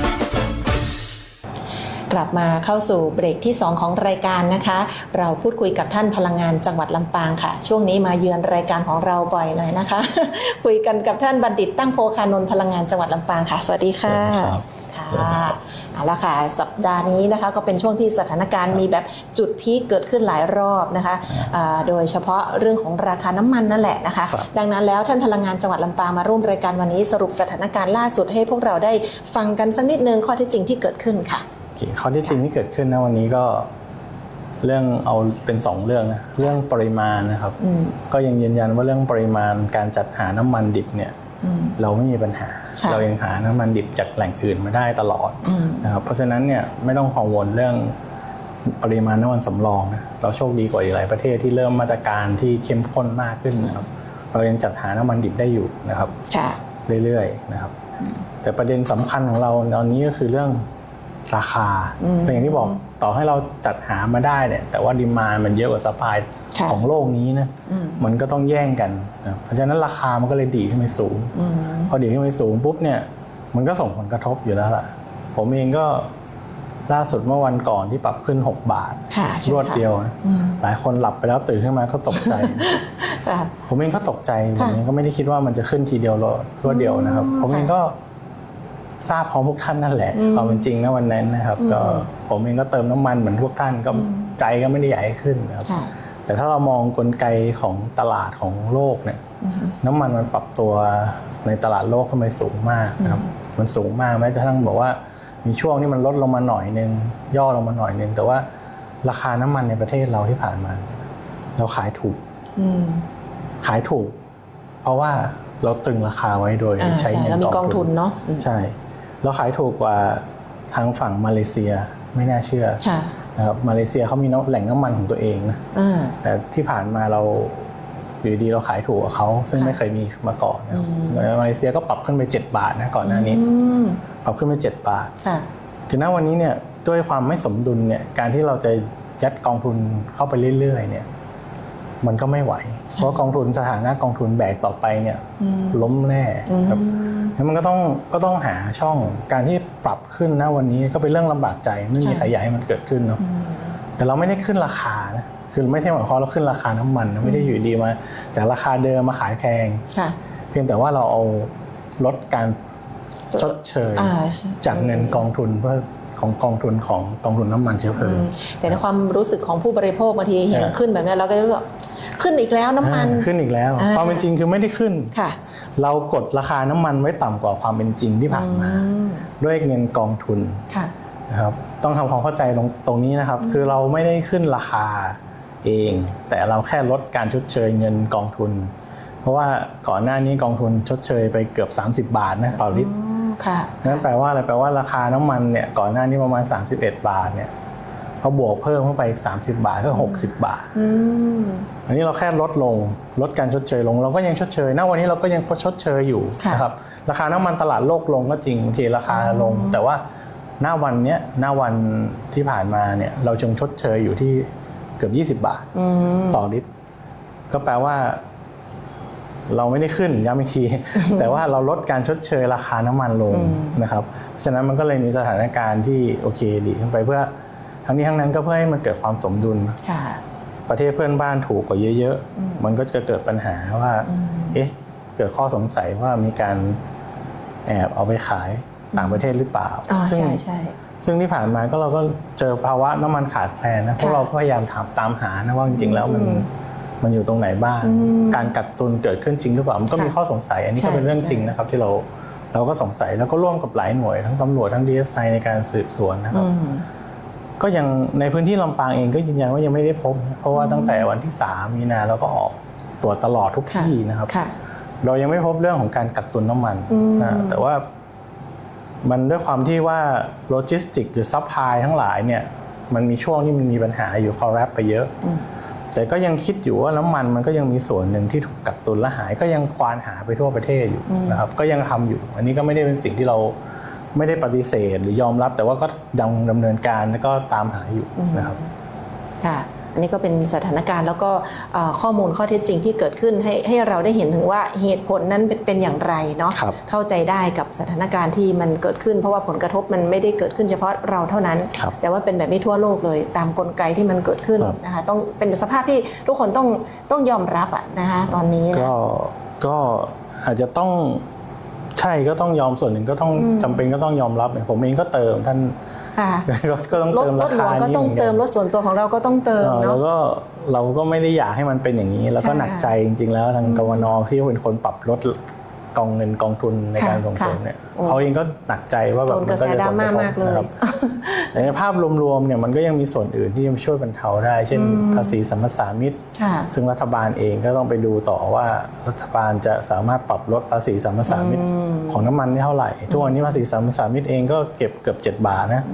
ลิตรหนึ่งจริงก็เป็นช่องหนึ่งที่สามารถช่วยได้นะครับโดยทางมาตรการบรรเทาผลกระทบต่างๆใช่ค่ะแล้วก็ทางจังหวัดลำปางของเราหน่วยงานโดยเฉพาะทางพลังงานอย่างทางพาณิชย์นะคะทางปกครองอะไรแล้วก็ไปช่วยกันในการที่จะตรวจตาในเรื่องนี้ตลอดเลยลงพื้นที่กันตลอดเลยนะคะท่านผู้ว่าเองท่านก็กำชับเนาะเพราะว่าก็เป็นนโยบายของทางกระทรวงมหาดไทยที่ท่านผู้ว่าก็ต้องดูแลในเรื่องของน้ำมันนะคะในแต่ละพื้นที่ไม่ให้พี่น้องประชาชนได้รับผลกระทบนะคะคือหรือถ้าได้รับผลกระทบก็คือให้พยายามให้น้อยที่สุดณตอนนี้ถ้าเราได้สังเกตเห็นข้อมูลหรือว่าสถานการณ์ด้านของการข่าวในระยะสัปดาห์นี้เนี่ยเราจะเริ่มเห็นว่าบางปั๊มเนี่ยเหมือนว่าพี่น้องประชาชนเนี่ยไปไม่ต้องไปแออัดเติมน้ำมันแถวยาวๆเหมือนคราวก่อนแล้วเหมือนสัปดาห์ก่อนๆหน้านั้นแล้วนะคะเหมือนมีแนวโน้มว่าจะดีขึ้นอยู่นะ แล้วก็อีกอย่างนึงก็คือเป็นข้อดีของข้อมูลที่เราสามารถเช็คได้ด้วยว่าตอนนี้ปั๊มไหนมีน้ำมันอะไรบ้างเราสามารถไปเติมได้ที่ไหนปั๊มไหนที่อยู่ใกล้จุดที่เราอยู่อย่างเงี้ยนะพิกัดตรงไหนอย่างเงี้ยก็เลยเป็นที่มาของชุดข้อมูลที่เราได้ทำไปเมื่อสัปดาห์ก่อนที่ท่านพลังงานเองก็มาประชาสัมพันธ์กันว่าเรามีแดชบอร์ดนะคะให้คุณผู้ฟังเช็คได้ว่าเราจะไปเติมปั๊มไหนมีน้ำมันอะไรให้เราเติมบ้างปั๊มไหนอยู่ใกล้จุดที่เราอยู่ตำแหน่งที่เราอยู่อย่างเงี้ยแต่ว่าตอนนี้ทางกระทรวงพลังงานเองเขาก็มีจัดทำชุดข้อมูลที่รวบรวมมาจากข้อมูลแบบทั่วประเทศเลยนะคะก็เป็นลิงก์ใหม่เนาะก็ณวันนี้ก่อนหน้านี้ก็เราก็จะทำเพื่อเรียกว่าอะไรช่วยอำนวยความสะดวกบางส่วนนะที่มันสามารถจะทำอะไรได้บ้างก็มีแดชบอร์ดของจังหวัดขึ้นมาว่าสถานีไหนมีน้ำมันชนิดไหนอยู่บ้างแต่ว่ามันก็ไม่ถึงกับมันไม่ใช่เรียลไทม์ที่เราพูดว่าเพราะเราต้องอาศัยว่าผู้ค้าเนี่ยสถานีบริการต้องส่งข้อมูลมาให้หรือเป็นพลังงานเองต้องโทรไปติดตามใช่ค่ะซึ่งบางครั้งช่วงที่ผ่านมาอาทิตย์นั้นน่ะมันเป็นสถานการณ์ที่น้ำมันมันเร็วมากโดยเฉพาะกลุ่มดีเซลนะกลุ่มดีเซลนี่คือภายใน3ชั่วโมงหมดกว่าที่น้ำมันจะลงผู้ค้าบอกว่าน้ำมันมาลงแล้วเนี่ยปุ๊บเราขึ้นบอร์ดปุ๊บคนไปเติมเนี่ยปรากฏว่าน้ำมันไปถึงน้ำมันหมดแล้วอันนี้ก็ต้องขออภัยจริงๆนะจริงๆก็เจ้าหน้าที่ผมเนี่ยอัปเดตตลอดทั้งวันธรรมดาทั้งระยะเนี่ยช่วงเลิกงานตลอดก็พยายามอัปเดตเสาร์อาทิตย์ก็ตลอดไม่ได้หยุดนะครับแต่มันไม่สามารถทันจริงๆเพราะว่าปั๊มเรา100 กว่าปั๊มเนี่ยมันก็ข้อมูลมันไม่ได้เข้ามาตลอดแล้วก็ผู้เจ้าของปั๊มบางแห่งก็ไม่ได้ให้ข้อมูลได้ตลอดเวลาเพราะเขาก็ยุ่งเนาะเราก็ต้องเข้าใจบางทีก็อาจจะไม่ใช่แต่วันนี้ก็แต่ว่าก็ถือว่าเป็นส่วนหนึ่งที่บางคนก็โอเคที่บอกว่าโอเคอย่างน้อยดูสถานะบางคนอาจจะไม่ใช่ดีเซลถ้าดีเซลอาจจะหมุนเร็วแต่ไอ้ส่วนของที่เป็นเบนซินกลุ่มเบนซินเนี่ยเขาก็ยังใช้อ้างอิงได้อยู่เพราะว่ามันเป็นสถานการณ์ที่มันไม่ได้รวดเร็วเหมือนตอนดีเซลเท่าไหร่เพราะฉะนั้นก็บางกลุ่มก็ยังใช้ประโยชน์ได้อยู่เมื่อวานได้ปิดดาวลงไปเพราะว่าจะปรับปรุงขึ้นไปสู่ระบบใหม่ที่เป็นภาพรวมของทั้งของกรมธุรกิจพลังงานซึ่งเป็นของทั้งประเทศนะครับคือด้วยความที่ว่าการที่เรามีแต่ละจังหวัดเนี่ยมันก็เป็นข้อดีอย่างหนึ่งแต่ว่ามันไม่เหมือนกันบางจังหวัดมันทุกคนบางทีคนเดินทางเนี้ยมันต้องไปคอยแบบไปเข้าของจังหวัดนั้นเป็นเว็บนี้ไปเข้าของจังหวัดนี้เป็นเว็บนั้นใช่ค่ะมันก็ไม่สะดวกทางกรมเองเขาก็รู้ว่าโอเคนะถ้าเกิดเขาช่วยในส่วนนี้ได้เนี่ยเขาก็เลยพัฒนาในภาพรวมขึ้นมาเป็น Fuel Now ใช่ไหม Fuel Now ก็คือเป็นคล้ายๆกันเป็นแดชบอร์ดแต่ว่ามันสามารถเข้าไปปุ๊บเนี่ยมันเห็นแผนที่แล้วดูว่าปั๊มใกล้ตัวเราปั๊มใกล้ตัวเรามีน้ำมันชนิดไหนอยู่ไหมสีเขียวสีแดงสีส้มสีส้มอาจจะมีไม่กี่ชนิดสีเขียวนี่มีเกือบเยอะเกือบหมดแล้วก็สามารถคลิกเข้าไปดูได้เลยตรงนี้แล้วก็ทำแผนที่แมปไปได้เพราะฉะนั้นเนี่ยมันก็จะสะดวกขึ้นนะครับแล้วก็ใช้ได้กับเป็นแพลตฟอร์มเดียวทั้งประเทศนะครับดีค่ะเพราะว่าบางทีเผื่อเราไปต่างจังหวัดเงี้ยเราก็ไม่รู้ว่าปั๊มที่เรากำลังต่อแถวอยู่ตอนเนี้ยพอเราขับไปถึงแล้วจะมีเบนซินให้เราเติมไหมมีดีเซลให้เราเติมไหมอย่างเงี้ยนะคะก็ตอนนี้ขึ้นละแต่ว่ายังไม่ได้ข้อมูลเนี่ยก็ยังเหมือนเดิมอยู่ก็ยังต้องอาศัยผู้ค้าแล้วก็เจ้าหน้าที่สำนักงานพลังงานในการช่วยกันอัปเดตอยู่ทุกวันนี้ก็เหมือนเดิมเราก็พยายามอัปเดตเยอะที่สุดนะครับแต่ก็อยู่ในการพัฒนาเดี๋ยวก็จะมี DGA เข้ามาช่วยเราในการพัฒนาดึงข้อมูลให้มันดีขึ้นเรื่องของการที่ลิงก์กับข้อมูลของผู้ค้าเลยในอนาคตที่จะเป็นเรียลไทม์จริงๆสำหรับบางปั๊มที่เขามีระบบวัดเกจอยู่แล้วนะครับเราก็จะขอไปลิงก์กับเขาอันนี้ก็ช่วยอำนวยความสะดวกได้อีกนะครับก็พัฒนาก็พยายามทำทุกอย่างเพื่อที่จะปรับปรุงและแก้ไขนะครับแล้วก็อำนวยความสะดวกมากที่สุดครับผมนั่นคือสิ่งที่เราก็กำลังพยายามประคับประคองสถานการณ์อยู่ณช่วงนี้แล้วก็พยายามที่จะบริการข้อมูลให้กับทุกท่านไม่ต้องเสี่ยงขับวนหาปั๊มนะคะอย่างน้อยๆช่องทางนี้นะคะลิงก์ที่เราใช้งานกันอยู่เป็นระบบข้อมูลที่จัดทำขึ้นมาแล้วก็สามารถใช้ได้ทั่วประเทศเช็คกันได้ Fuel Now นะคะท่านที่เข้ามาหน้าเพจของสวท.ลำปางกรมประชาสัมพันธ์ของเราก็จะมีลิงก์มีอินโฟไว้อินโฟกราฟิกไว้ให้ท่านสามารถที่จะสแกน QR Code เข้าไปก็ได้หรือว่าจะคลิกที่ลิงก์เข้าไปก็ได้นะคะเช็คข้อมูลได้เลยท่านเข้าไปเช็คจังหวัดเช็คอำเภอได้เลยถูกต้องนะคะเข้าไปในแผนที่ปุ๊บมันก็จะจริงๆก็ใกล้ตัวก็เห็นเลยมันก็จะขึ้นมาแผนที่แล้วก็อยู่ว่าเราใกล้ที่ไหนอะไรสะดวกมากยิ่งขึ้นนะคะ เอาละค่ะแล้วก็ในท้ายนี้ท่านพลังงานจังหวัดลำปางยังมีสิ่งที่อยากจะสื่อสารสร้างความเข้าใจไปยังพี่น้องประชาชนนะคะในสถานการณ์ที่เกิดขึ้นช่วงนี้แล้วก็สิ่งที่ทางรัฐเองเราก็พยายามที่จะบรรเทาเบาบางนะคะความเดือดร้อนของทุกท่านอยู่นะคะเชิญค่ะก็ตั้งแต่ราคาน้ำมันขึ้นแบบ6 บาททีเดียวเนี่ยครับก็ไปสำรวจตลอดว่ามันเป็นยังไงสถานการณ์ก็น่าจะดีขึ้นในแง่ของการที่จะความขาดแคลนในช่วงบางตอนน้ำมันก็เริ่มแบบคนเติมก็เริ่มทยอยได้เติมสิ่งที่เติมละน้ำมันมันไม่ใช่แค่การขึ้น6 บาทเนาะมันเป็นสิ่งที่พยายามทำมาตลอดที่การปล่อยโฟลว์น้ำมันให้มันเยอะขึ้นลดการสำรองปริมาณน้ำมันลงลดจัดการเรื่องรถขนส่งให้มันโฟลว์ได้24 ชั่วโมงมันก็ส่งผลกระทบมาณปัจจุบันเนี่ยที่มันสถานการณ์ก็เริ่มคลี่คลายในเรื่องของการที่ไปต่อคิวให้ดีขึ้นใช่ค่ะครับนี้จริงสุดท้ายมันไม่ใช่แค่เรื่องนี้เพราะว่าเราก็ยังไม่รู้ว่าอนาคตจะเป็นยังไงอย่างที่เรียนตั้งแต่ต้นเนี่ยสถานการณ์พวกนี้มันไม่ใช่เกิดที่ประเทศเราอย่างเดียวมันคือสถานการณ์ที่กระทบไปทั่วทั้งโลกใช่ค่ะเพราะฉะนั้นหลายๆประเทศมีมาตรการที่เข้มข้นกว่าเรานะยกตัวอย่างเกาหลีใต้เนี่ยบอกว่าขอให้งดใช้รถกี่วันต่อสัปดาห์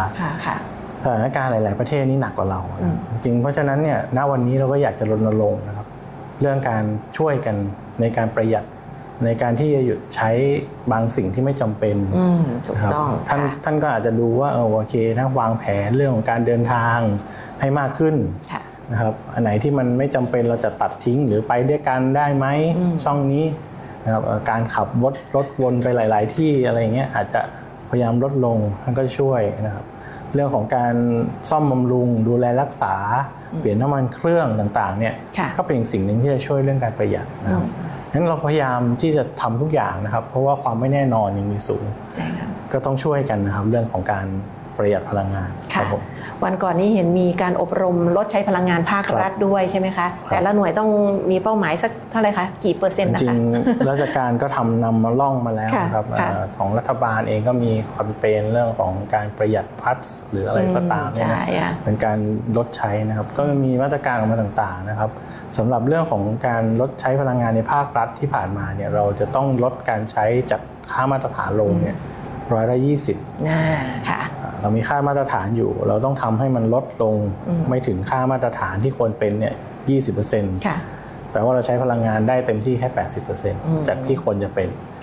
อันนี้ก็สิ่งที่เราทำมาตลอดที่ลดน้อยกว่านั้นยิ่งดีนะครับใช่ค่ะทั้งไฟทั้งน้ำมันนะคะอันนี้หลักๆเป็นประมาณนี้ก่อนนะคะก็ต้องขอบคุณสำหรับข้อมูลสถานการณ์พลังงานที่วันนี้น่าจะเป็นประเด็นใหญ่ที่ทุกท่านให้ความสนใจกันอยู่แล้วก็สำคัญที่สุดก็คือความร่วมมือจากทุกภาคส่วนร่วมด้วยช่วยกันนะคะต้องรณรงค์ประหยัดพลังงานตอนนี้ก็คือรัดเข็มขัดประหยัดพลังงาน plus นะคะ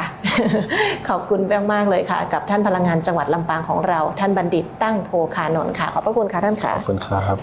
รวมมือมาประหยัดกันน้ำมันที่มีก็จะพอใช้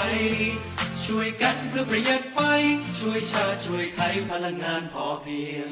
รวมมือมาประหยัดกันน้ำมันที่มีก็จะพอใช้ช่วยกันเพื่อประหยัดไฟช่วยชาติช่วยไทยพลังงานพอเพียงช่วยกันอย่างนี้น้องให้จำให้มันไม่ฟุ่มเฟือยโดยพลันน้ำมันขึ้นราคาชาติจะรุ่งเรืองไม่สิ้นเปลืองหนักหนาไฟฟ้ามีค่าอย่าใช้เกินจำเป็นร่วมมือมาประหยัดกันน้ำมันที่มีก็จะพอใช้ช่วยกันเพื่อประหยัดไฟช่วยชาติช่วยไทยพลังงานพอเพียงร่วมมือมาประหยัดกันน้ำมันที่มีก็จะพอใช้ช่วยกันเพื่อประหยัดไฟช่วยชาติช่วยไทยพลังงานพอเพียง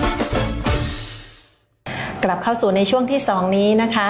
กับรายการผู้ว่าพบประชาชนพ่อเมืองมีเรื่องเล่าค่ะท่านพาณิชย์จังหวัดลำปางท่านกนกรัตน์ยุติรัตน์ค่ะสวัสดีท่านพาณิชย์ด้วยค่ะสวัสดีค่ะพบกับท่านพาณิชย์จังหวัดลำปางของเราแน่นอนมาพร้อมกับเรื่องของสถานการณ์ราคาสินค้านะคะอุปโภคบริโภคต่างๆพอน้ำมันปรับตัวแบบนี้แล้วนะคะราคาสูงขึ้นบาท2 บาทยังไงก็ตามเนี่ยเบนซินดีเซลนะคะก็ว่ากันไปก็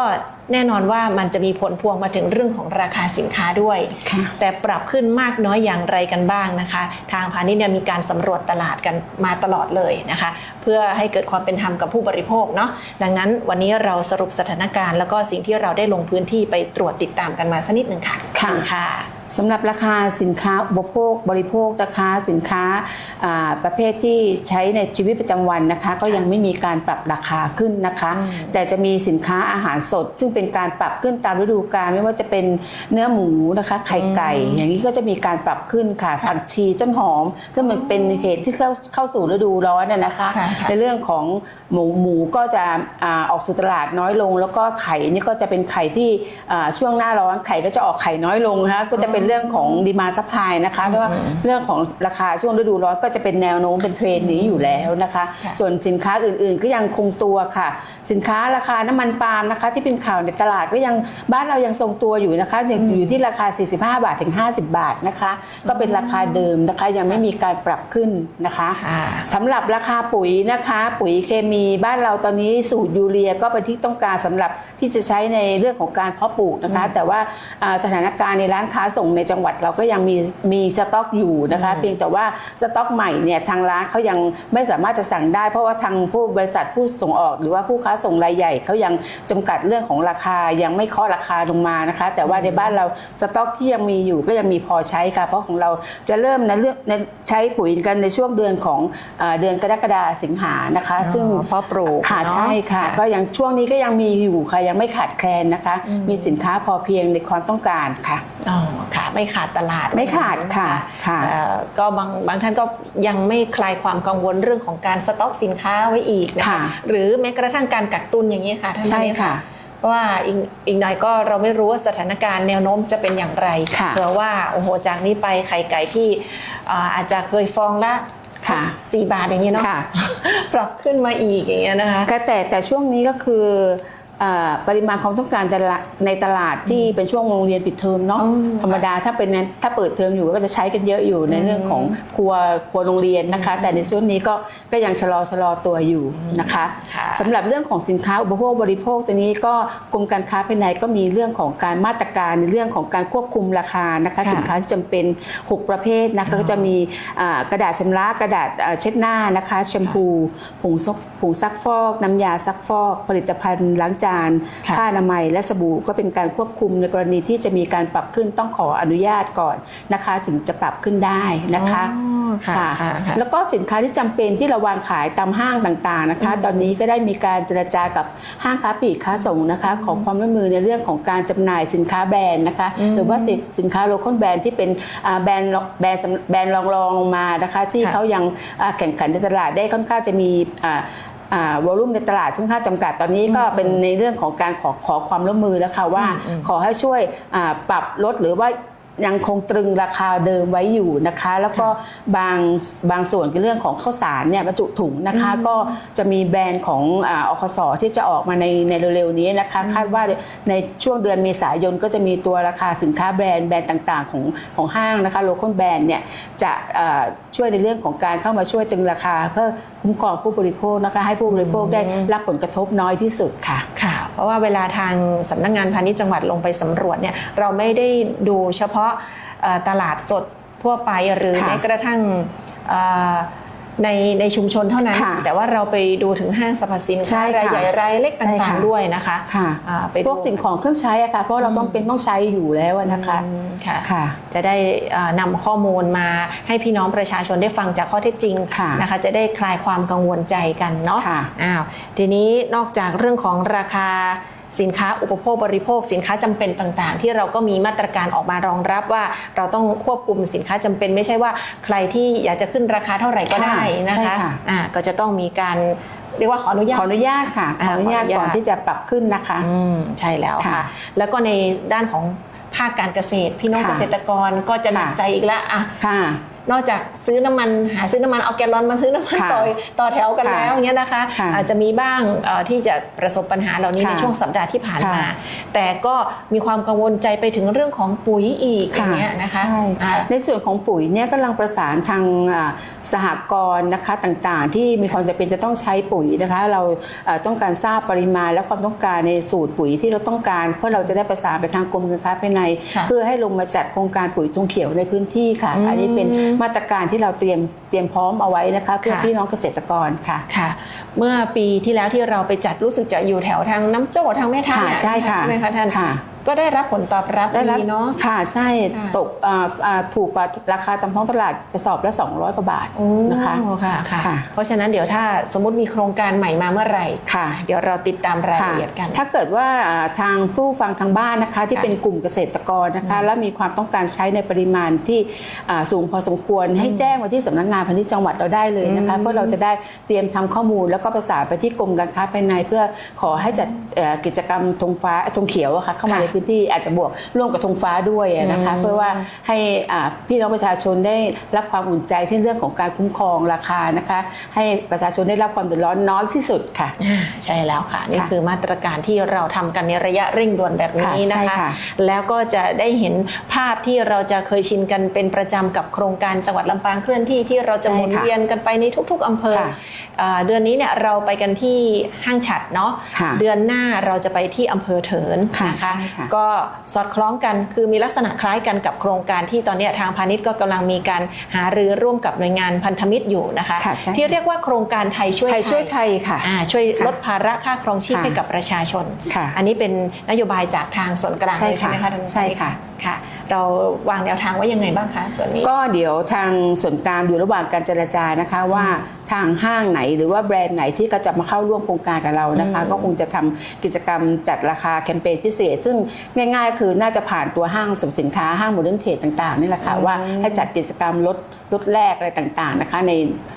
ในพื้นที่นะคะที่เป็น ค่ะ พื้นที่หลักๆนะคะ อ่า ค่ะก็กำลังดำเนินการอยู่ระหว่างเจรจาคาดว่าน่าจะไม่มีปัญหาค่ะน่าจะเดินหน้าโครงการได้ในเดือนเมษายนเนี่ยค่ะ อ๋อค่ะ ค่ะ ก็รอมาตรการนะคะท่าน เป็นส่วนที่เราช่วยลดหรือว่าตรึงราคาสินค้าที่จำเป็นในชีวิตประจำวันนะ ค่ะ ในขณะเดียวกันก็ควบคู่กับการช่วยเหลือผู้ประกอบการ ค่ะ รายย่อยด้วยนะคะ ใช่ค่ะ สินค้าในกลุ่มของห้างร้านต่างๆแม้กระทั่ง ค่ะ สินค้าแบรนด์รองเหล่านี้เราก็ช่วยกันที่จะอุ้มชูกันในระยะนี้เนาะ ค่ะ แล้วก็พูดถึงในด้านของมุมผู้บริโภคเนี่ยนะคะเราก็ให้การช่วยเหลือกันมาอย่างต่อเนื่องดูแลกันสำรวจราคา ประคับประคองราคา ค่ะ ให้แบบผู้บริโภคได้รับผลกระทบหรือว่าเดือดร้อนน้อยที่สุด ใช่ค่ะ แต่ในขณะเดียวกันอีกมุมหนึ่งถ้าพูดถึงในด้านของผู้ประกอบการกันบ้างนะคะ หรือแม้กระทั่งในนามของจังหวัดลำปางเราเองทางสำนักงานพาณิชย์จังหวัดเอง เราก็มีการช่วยเหลือหรือว่ากิจกรรมที่เอามาส่งเสริมหน่วยงานหรือว่าเรียกว่าภาคเอกชนหน่วยงานเครือข่ายต่างๆ ในการที่จะส่งเสริมการตลาดส่งเสริมการค้าการขายกับ ค่ะ พวกเขาด้วยใช่ไหมคะ ค่ะ ท่านคะ ค่ะก็ในส่วนที่สำนักงานพาณิชย์จังหวัดเราทำอยู่มาโดยตลอดและต่อเนื่องนะก็จะเป็น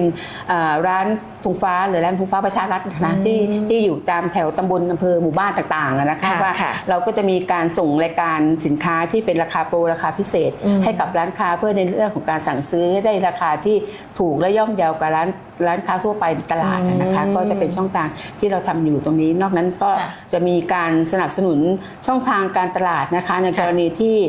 มีการจัดงานอย่างเร็วๆนี้เดือนหน้านะคะ ขอพูดนิดนึง ค่ะ ค่ะเรื่องของการจัดงานลำปางเซรามิกแฟร์นะ ใช่ คะ ค่ะ ในวันที่2ถึง11 เมษายนนี้นะคะ10 วันนะคะอยากจะเชิญชวนพี่น้องนะคะเข้าไปเยี่ยมชมเลือกซื้อสินค้านะคะเพราะเราจะเตรียมต้อนรับเข้าสู่งานเทศกาลสงกรานต์นะคะ ใช่แล้ว ใครอยาก ค่ะ ได้ของซื้อของขวัญของฝากผู้หลักผู้ใหญ่นะคะขอเชิญนะคะกรณีเรื่องปัญหาเรื่องน้ำมันเติมรถอะไรอย่างเงี้ยเรามีบริการรถรับส่งนะคะอยู่ที่หน้าห้างบิ๊กซีกับหน้าห้างเซ็นทรัลทุกวันค่ะวันละ6 รอบนะคะท่านเอารถไปจอดที่ห้างได้เลยนะคะ ใช่ เราก็บริการและอำนวยความสะดวกให้ท่านค่ะ โอ้ดีเลยค่ะ เนี่ยในงานนี้เราก็จะมีผู้ประกอบการไม่ว่าจะเป็น O-Top SME นำสินค้าเข้าไปขายเยอะมากไม่ว่าจะเป็น ค่ะ ตัวหลักก็คือเซรามิกนะคะงานหัตถกรรม งานไม้นะคะงานเสื้อผ้านะคะในเรื่องของสินค้าสมุนไพรอะไรต่างๆ ก็มีอยู่นะคะ ค่ะ โดยเฉพาะได้ความภาคภูมิใจนะคะเสื้อ ภาคข้างของเรานะคะ เราได้รับการประกาศรับรองเป็น GI แล้วในงานนี้ก็จะมีชมพูสะพรั่งนะคะในงานนะคะขอเรียนเชิญค่ะนอกนั้นก็จะมีโซนอาหารนะคะซึ่งในปีนี้เราทำโดมใหญ่ตรงหน้าลานจอดด้านหน้าเลยนะคะเพราะฉะนั้นท่านสามารถทั้งช็อปทั้งชมแล้วก็ชิมได้ตลอดทั้งวันอยู่ได้ตั้งแต่ 9 โมงจน 2 ทุ่มเลยนะคะก็อยากจะเชิญชวนพี่น้องที่รับฟังทางบ้านด้วยนะคะค่ะใช่ค่ะพอเราคุยกันถึงเรื่องสถานการณ์พลังงานภาวะเศรษฐกิจแบบนี้แต่ละคนก็รู้สึกว่าอยากจะประหยัดอยากจะแบบว่าลดการเดินทางแต่ในขณะเดียวกันถ้ามองถึงอีกมุมหนึ่งเรื่องเศรษฐกิจก็ต้องเดินหน้าไปต่อค่ะเราเองในฐานะของจังหวัดลำปางและหน่วยงานที่เกี่ยวข้องก็พยายามที่จะช่วยกันจัดงานต่างๆที่เป็นการกระตุ้นเศรษฐกิจนะคะอย่างที่ท่านพาณิชย์ได้เล่าให้ฟังเนี่ยลำปางเซรามิกแฟร์ไม่ใช่ว่าจะมาจัดกันในช่วงนี้จริงๆแล้วเราวางแผนมาก่อนหน้านี้นานแล้วนะคะว่าเราอยากจะจัดกิจกรรมในช่วงปลายปีช่วงเดือนธันวาค่ะแล้วก็ตอนนี้ก็เป็นจังหวะที่ดีเลยต้อนรับสำหรับพี่ๆน้องๆที่จะเดินทางกลับมาในช่วงสงกรานต์ใช่ค่ะงานมีวันที่ 2-11 เมษายนนะคะอยู่ที่ศูนย์ไมซ์ที่เกาะคาใช่ค่ะศูนย์เซรามิกที่จัดงานประจำนั่นแหละใช่แหละค่ะนะคะไปได้เลยมีโปรโมชั่นรออยู่มากมายก็เพิ่งแถลงข่าวกันไปเมื่อวันจันทร์ที่ผ่านมานี่เองนะคะลำปางเซรามิกแฟร์รวบรวมสินค้าเซรามิกและก็ของดีกว่า150บูธด้วยกันนะคะเดินกันในอาคารนี่คือเย็นสบายนะไปอุดหนุนกันเยอะๆนะคะเอาละในช่วงท้ายนี้ท่านพาณิชย์จังหวัดลำปางของเรามีประเด็นอะไรที่อยากจะสื่อสารกับพี่น้องทางบ้านเพิ่มเติมอีกหรืออยากนำเรียนให้ทราบค่ะประเด็นเรื่องของการตรวจสอบราคานะคะนอกจากว่าเราจะส่งเจ้าหน้าที่เข้าไปในเรื่องของการสแกนและติดตามราคาและเรายังต้องดูเรื่องของมาตรการบังคับใช้ทางกฎหมายนะคะไม่ว่าจะเป็นเรื่องของติดป้ายแสดงราคานะคะการติดป้ายให้ตรงกับหลักสินค้าที่จำหน่ายนะคะแล้วก็กรณีที่พบเห็นการกักตุนสินค้าเราก็ต้องดำเนินการตามกฎหมายนะคะในส่วนนี้ก็ยังฝากท่านผู้ฟังทางบ้านนะคะไม่ว่าจะเป็นผู้บริโภคเองหรือว่าเป็นผู้ประกอบการนะคะก็ให้ความสำคัญกับเรื่องของการปิดป้ายแสดงราคาด้วยนะคะเพราะว่าการกรณีที่ทำผิดกฎหมายนะคะเราจะมีโทษนะคะโทษปรับนะคะลงโทษนะคะโทษจำคุก7 ปีหรือปรับไม่เกิน 140,000 บาทนะคะกรณีที่พบการกักตุนหรือว่าฉวยราคาฉวยโอกาสขึ้นราคานะคะเกินกว่าเหตุนะคะสำหรับกรณีไม่ปิดป้ายก็จะเป็นโทษปรับพินัย 10,000 บาทนะคะซึ่งในเรื่องของการไม่ปิดป้ายราคานี่เจออยู่หลายเคสแล้วนะคะก็ดำเนินการตามกฎหมายนะคะในช่วงนี้ยิ่งประชาชนพี่น้องประชาชนได้รับความเดือดร้อนเราจะไม่ผ่อนผันนะคะค่ะก็ฝากด้วยแล้วก็ช่องทางในการแจ้งนะคะแจ้งเบาะแสนะคะก็ฮอตไลน์นะคะสายด่วน1569นะคะแล้วก็เบอร์โทรของสำนักงานพาณิชย์จังหวัดนะคะที่054265087ค่ะค่ะตอนนี้ทางพาณิชย์เองก็ดูแลเรื่องของราคาสินค้าอุปโภคบริโภคต่างๆเต็มที่เลยแล้วก็แม้กระทั่งการลงพื้นที่ไปตรวจไปติดตามในปั๊มน้ำมันต่างๆก็ยังไปกับทางจังหวัดทางพลังงาน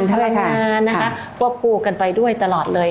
เพื่อที่จะดูแลสถานการณ์ในช่วงนี้ให้กับพี่น้องชาวลำปางทุกท่านได้สบายใจกันนะคะทุกหน่วยก็ทำงานกันอย่างเข้มแข็งเลยทีเดียวค่ะต้องขอบคุณข้อมูลในช่วงนี้จากท่านพาณิชย์จังหวัดลำปางนะคะที่ได้นำเสนอให้กับท่านผู้ฟังท่านผู้ชมทุกท่านได้รับฟังกันสัปดาห์หน้านะคะเผื่อมีความคืบหน้าอื่นๆเพิ่มเติมอีก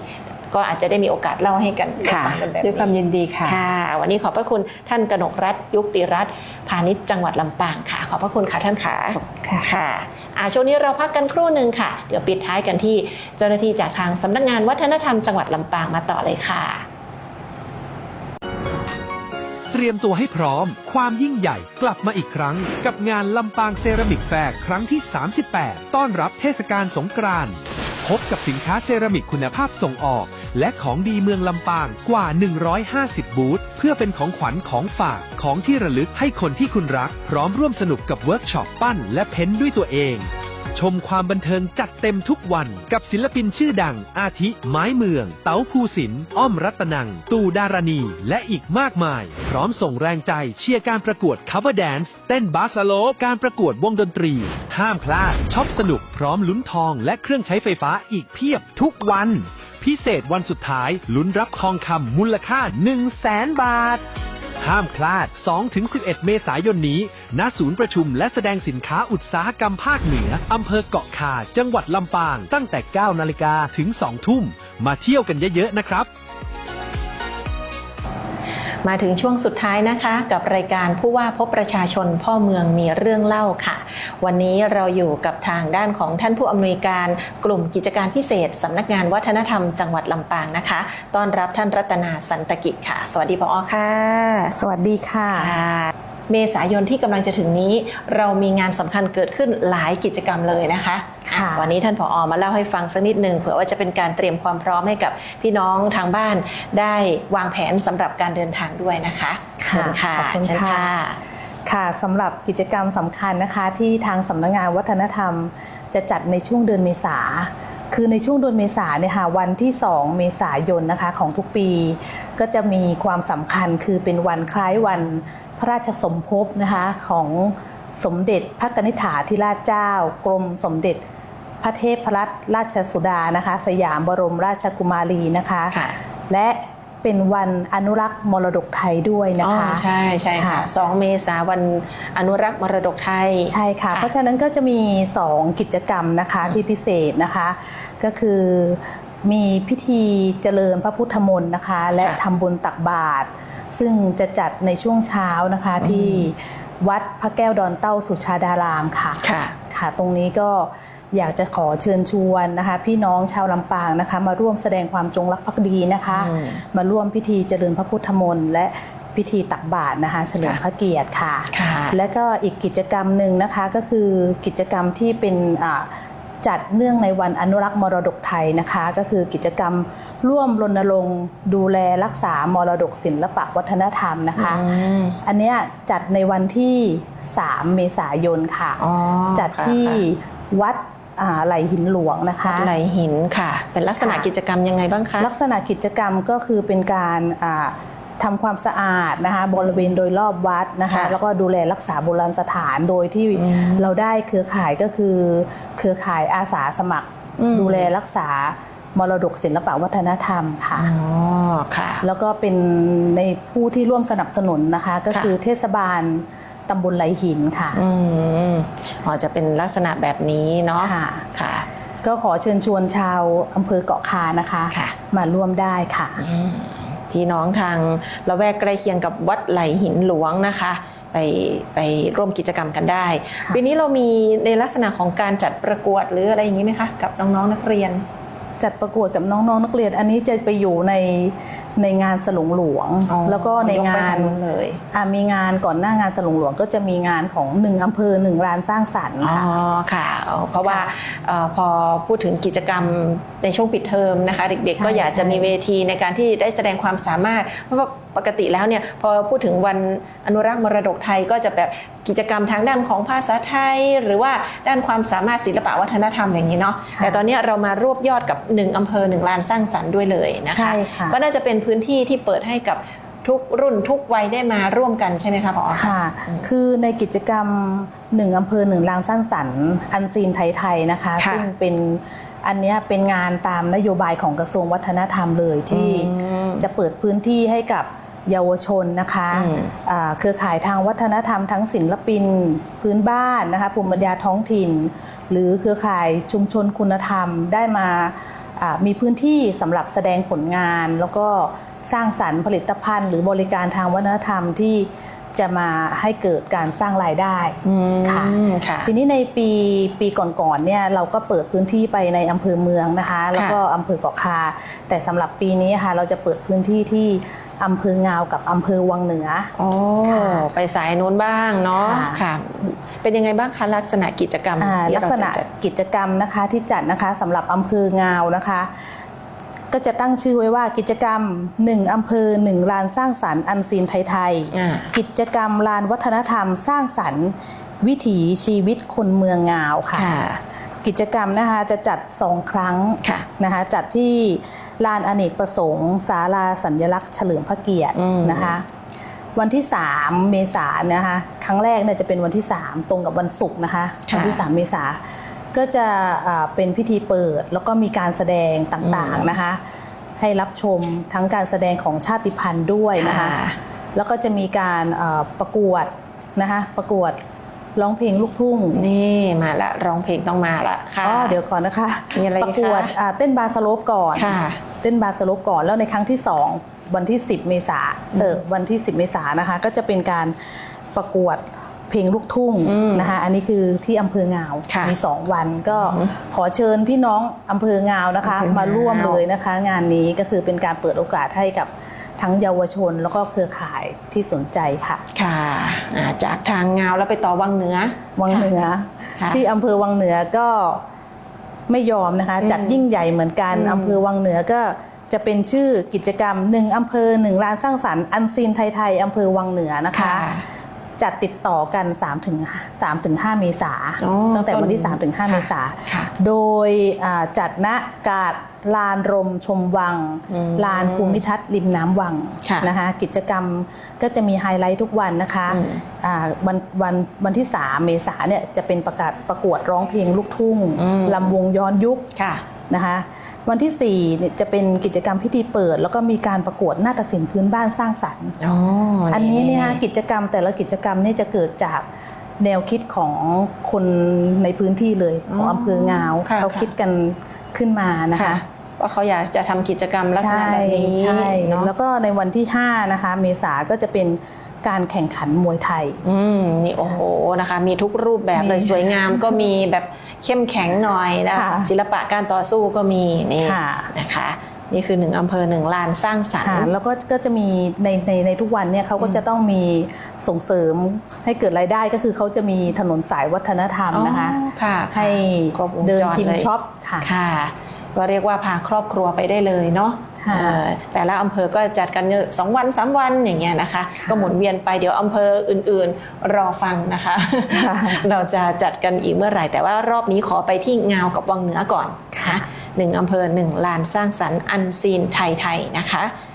แล้วก็อีก1งานใหญ่ที่ทุกท่านรอคอยค่ะใช่ค่ะทุกคนรอคอยก็คือกระแสเนี่ยมีมาก่อนเลยทุกคนถามไทยทางทีมผู้จัดก็เกิดความเครียดนิดๆเลยนะคะจะมาในรูปแบบไหนอะไรเงี้ยนะคะเพราะว่าระยะหลังๆมาเนี่ยเราจะรู้แล้วว่าเราต้องไปติดตามข้อมูลทางโซเชียลจากเพจของสลุงหลวงสลุงหลวงกลองใหญ่ปีใหม่เมืองนครลำปางสลุงหลวงนครลำปางเขาก็จะมีรายละเอียดขึ้นมาให้นะคะเพราะถ้าเราเปิดเข้าไปดูปุ๊บปีนี้มีความคืบหน้าเข้ามาแล้วใช่ค่ะปีนี้ระวางแผนว่ายังไงบ้างคะผอปีนี้นะคะก็คือจัดยาวนะคะ7 วันเพราะว่าต้องการให้ลำปางเนี่ยเป็นที่แรกที่จัดงานเทศกาลสงกรานต์เนาะหรือว่าปีใหม่เมืองให้เป็นที่แรกเลยก็คือเชิญชวนทุกคนที่กำลังเคร่งเครียดกับการทำงาน หรือว่าสถานการณ์ปัจจุบันภาวะการเปลี่ยนแปลงที่ทำให้เรากังวลต่างๆนะคะให้มาคลายกังวลที่ลำปางได้เลยนะคะเริ่มวันที่8เลยความชุ่มฉ่ำค่ะวันที่8ถึง10เนี่ยจะจัดตรงแลนด์มาร์คของจังหวัดลำปางก็คือมิวเซียมลำปางค่ะพื้นที่ตรงนี้จะเน้นในเรื่องของการเป็นเหมือนเป็นเวทีสำหรับเยาวชนศิลปินทุกด้านทุกแขนงนะคะแล้วก็เด่นๆที่โดดเด่นเลยก็คือในเรื่องของการประกวดแข่งขันตีกลองปูจาใช่ค่ะนี่กระหึ่มมากนะคะตรงนี้คืออยากให้มาเชียร์น้องๆจาก13อำเภอเพราะว่าถ้าพูดถึงแล้วลำปางเราเนี่ยเป็นจังหวัดเดียวในประเทศไทยเลยที่มีทีมกองปูจานะคะทั้ง13อำเภอใช่ใช่ค่ะน้องๆเขาฝึกฝนกันมาแรมปีคือปีที่แล้วสมมติว่าพลาดรางวัลไปเนี่ยปีนี้เขาจะขับเคี่ยวกันหน้าดูเลยนะคะแล้วก็เรารู้สึกว่าเราจะระมัดระวังเรื่องของการใช้น้ำมันพ่นไฟกันสักนิดนึงใช่ค่ะปีนี้ก็ต้องมีการป้องกันที่มากขึ้นแล้วก็ในปีนี้นะคะเรามาจัดตอนช่วงค่ำแล้วค่ะเพื่อที่ว่าไม่ให้น้องๆร้อนนะคะอากาศมันร้อนเนาะเพราะกว่าเขาจะแบบครบทุกทีมเนี่ยใช้เวลานานเหมือนกันนะคะใช่แต่ว่าปีนี้ต้องทุกท่านต้องอยู่นะคะอยู่ด้วยกันดึกแค่ไหนก็ต้องอยู่ด้วยกันใช่ใช่ค่ะปีที่แล้วจำได้ว่าแข่งกันไปหรือว่าบางวันที่แบบมีศิลปินเริ่มที่จะขึ้นทำการแสดงเริ่มมีฝนมาบ้างแล้วเหมือนกันเนาะแต่มันก็เป็นเรื่องปกติที่เกิดขึ้นเป็นเรื่องปกติเราต้องเปียกกันบ้างใช่ใช่มีความร้อนภาคกลางวันพอกลางคืนมันก็ชุ่มฉ่ำกันบ้างเล็กๆน้อยๆนะคะก็ถึงจะสมกับเป็นในช่วงของหน้าร้อนสงกรานต์แบบนี้นะคะแล้วก็ซึ่งไฮไลท์ก็เป็นประกวดตีกลองปูจาใช่ค่ะยังไม่หมดเพียงเท่านี้ค่ะจะขอเขาเรียกว่าอะไรนะคุย โชว์นิดนึงก็คือ PR ของเรานะคะที่ออกไปนะคะตอนนี้ยอดวิว เป็นไงคะ 50,000 โอ้โห ออกแค่วันเดียวนะคะ ยอดวิวที่ผอพูดถึงเนี่ยหมายถึงที่เราเป็นคลิปวิดีโอเล่าเรื่องราวของความเป็นมาของสลุงหลวง แล้วก็ประมาณว่าพบกันนะปีนี้ ใช่ อย่างนี้ ค่ะ ใช่ไหมคะ ใช่ตอนนี้มี โอ้ ผู้ติดตาม เห็นเขาถ่ายทำเลยเขาเอามีเทพบุตรเทพธิดาสลุงหลวงปีที่แล้วเนาะ ค่ะ มาเป็นเรียกว่าคนเดินเรื่องเลยนะคะ เป็นเรื่องเลย ทำให้เราคือหนูได้มีโอกาสได้ดูเหมือนกันดูไปก็แบบมีความขนลุกไปนะเพราะว่าน้ำเสียง ภาพก็แบบทำได้สวยงามมากเขาทุกอย่างลงตัวหมดเลยนะคะ ใช่ค่ะ ได้รับเสียงตอบรับที่ดี อันนี้ก็ถือว่าเป็นความสำเร็จด้านของสื่อประชาสัมพันธ์ที่เรานำเสนอออกไปเนาะ ใช่ค่ะ แล้วก็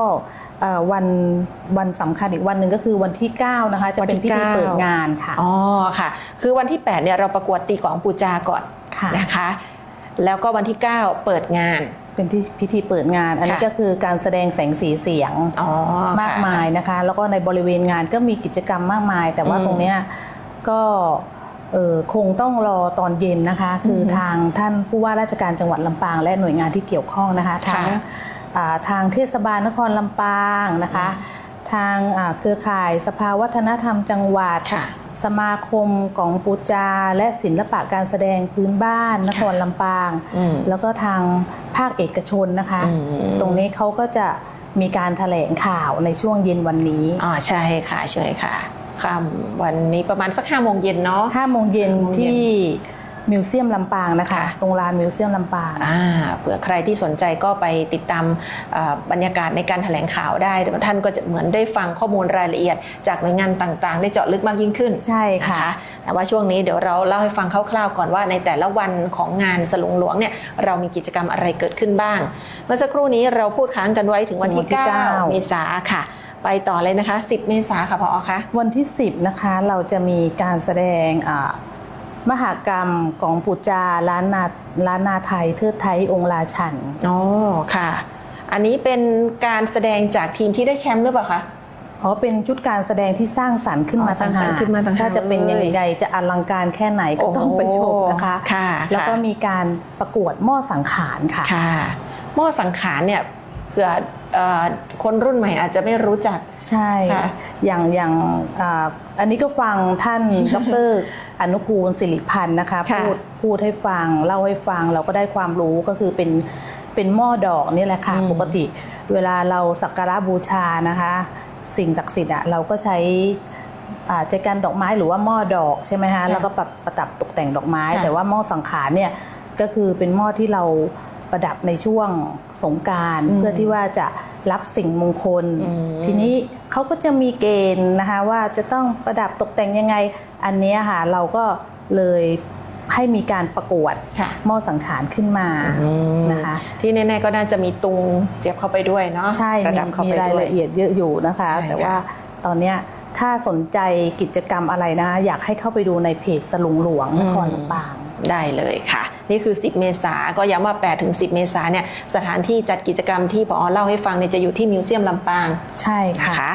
ไปต่อวันที่ 11 เมษายน วันที่ 11 เมษายนนี่จะเป็นกิจกรรมของทางเทศบาลนครลำปางนะคะ ค่ะ เป็นกิจกรรมที่หนุ่มสาวเนี่ยชอบ ค่ะ เห็นเขาเปิดรับสมัครกันวันแรกเต็มเร็วมาก เต็มเร็วมาก ค่ะ ค่ะ ค่ะ เต็มเร็วชนิดที่ว่าอะไรนะเขาบอกว่าภายใน2 ชั่วโมงอะค่ะ ค่ะ ไปได้80 คนเลย ยอด80 คน โค้ดรับสมัครแป๊บเดียวผ่านไปไม่นานเรามาดูอีกทีนึงคือเขาบอกว่าตอนนี้ครบจำนวนแล้วนะปิดรับสมัครแล้วอะไรอย่างเงี้ยนะคะ นั่นก็คือการประกวดเทพบุตรและเทพธิดาสลุงหลวงค่ะอันนี้ 11 เมษายนเนาะจะจัดกันที่ขวงนครใช่ไหมคะ ใช่ค่ะให้ ส แยก ถา ข น องน ที่ คร ประจำเลยเดี๋ยวมารอติดตามกันว่าใครจะได้ครองตำแหน่งนี้ไป ใช่ค่ะ นะคะเป็นงานใหญ่ที่เรียกว่ามีผู้เข้าประกวดเนี่ยมาจากทั่วประเทศเลย ทั่วประเทศค่ะ อันนี้เขาเปิดกว้างนะคะ เปิดกว้างแต่ว่าเขาก็จะมีรางวัลที่ให้กับในจังหวัดคนในจังหวัดลำปางเหมือนกัน ซึ่งความพิเศษของการคัดสรรผู้ที่จะได้ครองตำแหน่งนี้เนี่ยของเราจะไม่เหมือนที่อื่นใช่ไหมคะหมอ ใช่ เป็นอันซีนนะคะ อันซีนไทยๆเหมือนกัน เพราะว่าเป็นการจับฉลากใช่ไหมคะ เป็นการเสี่ยงทาย เสียง ด้วย ทาย เนอะ เสียงทาย ค่ะไม่ใช่มาจากผลการตัดสินของคณะกรรมการอย่างเดียวนะ ใช่ นะคะแต่ว่าทุกคนแบบต้องมีที่พึ่งทางใจของตัวเองอะเนาะ ใช่ค่ะ ค่ะ ก็คือ สิ่งศักดิ์สิทธิ์เลือกท่าน ใช่ใช่ค่ะใช่ค่ะนี่แหละแล้วก็เราได้เห็นเทพบุตรแล้วก็เทพธิดาในปีที่ผ่านมาเนี่ยเขาก็ได้ทำหน้าที่ของเขานะในการที่จะช่วยกันประชาสัมพันธ์งานด้านของการท่องเที่ยววัฒนธรรมบ้านเรานะคะใช่ค่ะอันนี้ท่านผู้ว่าราชการจังหวัดให้แนวการประชาสัมพันธ์เลยบอกว่าเราต้องให้เทพบุตรเทพธิดามาเป็นเหมือนอินฟลูเอนเซอร์ใช่ใช่ใช่ค่ะดังเช่นที่ทุกท่านได้เห็นคลิปไปบ้างแล้วนะคะประชาสัมพันธ์สำหรับสลุงหลวงกลองใหญ่ปีใหม่เมืองนครลำปางในปีนี้นะเอาไปกันต่อเลยค่ะ12 เมษายน12 เมษายนวันนี้ก็จะเป็นวันสำคัญเลยนะคะเป็นวันที่ทุกคนรอคอยก็จะมีการอัญเชิญขบวน2ขบวนนะคะคือขบวนพระเจ้าแก้วดอนเต้านะคะแล้วก็ขบวนสลุงหลวงค่ะก็คือตอนช่วงเช้านะคะจะเป็นการอัญเชิญพระแก้วดอนเต้าจากวัดพระธาตุลำปางหลวงจากเกาะคาเข้ามาในเมืองค่ะแต่ว่าช่วงบ่ายก็จะเป็นขบวนสลุงหลวงแล้วก็ขบวนน้ำทิพย์13 อำเภอซึ่งจะเคลื่อนขบวนจากเคลื่อนขบวนค่ะเคลื่อนขบวนแล้วมาบรรจบกันแต่ทีนี้อยากจะให้ไปฟังในแถลงข่าวโอ้ค่ะเพราะว่าพี่น้องเผื่อว่าอยากจะไปร่วมตรงขบวนจุดไหนอย่างนี้เนาะท่านก็จะได้เป็นคนหนึ่งที่มีส่วนร่วมในกิจกรรมสำคัญครั้งนี้ด้วยกันนะคะ12 เมษายนถ้าสมมติใครถามว่าเอาปีนี้เขามีขบวนแห่วันไหนวันที่12นะ12ใช่ค่ะแล้วก็13 เมษายนค่ะผอ.คะ13 เมษายนนี้ก็จะมีขบวนแห่จุมพระประเวณีปีใหม่เมืองอันนี้จัดที่ศพตุ๋ยอะค่ะแถวสถานีรถไฟเนาะใช่ค่ะถ้าจำภาพที่ผ่านๆมาเราคุยกันเนี่ยคือเรานึกย้อนไปถึงกิจกรรมในปีที่ผ่านๆมาแต่บางท่านถ้าอาจจะเพิ่งมาเห็นกิจกรรมในลำปางวันนี้ปีนี้อย่างเงี้ยนะคะท่านอาจจะไม่รู้ว่าแต่ละวันเขาทำอะไรบ้าง13 เมษายนเนี่ยปกติจะเป็นขบวนแห่จุมพระคู่บ้านคู่เมืองก็มาจากทางสถานีรถไฟเข้ามาถึงประมาณ5 แยกของนาฬิกามิวเซียมประมาณนี้นะคะอันนี้แต่ละอำเภอใช่ไหมคะใช่ค่ะมีขบวนพระศักดิ์สิทธิ์นะคะของแต่ละอำเภอนะคะแล้วก็มีขบวนรถม้าด้วยมีขบวนรถม้าด้วยนะคะแต่ว่าจะสวยงามยิ่งกว่านี้อีกยังไม่พูดให้ฟังทั้งหมดแล้วกันยังไม่พูดเพราะว่าตรงนี้ต้องฟังท่านนายกเทศมนตรีค่ะโอเคได้เลยนะคะยังไม่หมดเพียงเท่านี้แถมท้ายกันวันที่14 เมษายนนะคือปกติแล้วเนี่ยสงกรานต์บ้านเราแต่ก่อนเนี่ยเราจะจัดกันถึงประมาณสักวันที่13หมดกิจกรรมละแต่ว่าพอปีที่แล้วเนี่ยเริ่มมีแบบกลิ่นอายของภาคเอกชนเข้ามาร่วมด้วยเป็นการกระตุ้นเศรษฐกิจบางจังหวัดเขาทำวันไหลบ้านเราก็ไหลของเราในแนวของเราก็ต้องดึงมาไหลที่บ้านเราค่ะแล้วก็ที่น่าทึ่งก็คือว่าคือลำปางเนี่ยมีความสามัคคีนะคะทุกหน่วยงานในบูรณาการความร่วมมือกันทั้งหมดเลยแล้วก็ตรงนี้จะเป็นบทบาทของทางภาคเอกชนเลยนะคะที่เขาจัดขึ้นมาเพราะว่าอยากให้เราสนุกสนานการเล่นน้ำชุ่มฉ่ำก็คือวันที่14 เมษายน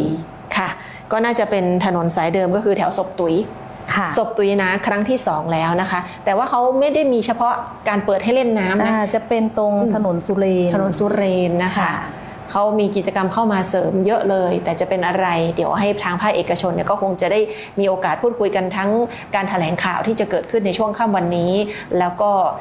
โอกาสต่อๆไปก็จะได้เชิญชวนให้เข้ามาสัมภาษณ์นะคะกับทางสวท.ลำปางเราพี่น้องก็จะได้ฟังรายละเอียดในการจัดงานจากภาคส่วนต่างๆที่เป็นเจ้าภาพจัดงานนะคะได้อย่างครอบคลุมมากยิ่งขึ้นเนาะอันนี้ก็คือตลอดระยะเวลาที่เราจะจัดงานกันนะคะสลุงหลวงกลองใหญ่ปีใหม่เมืองนครลำปาง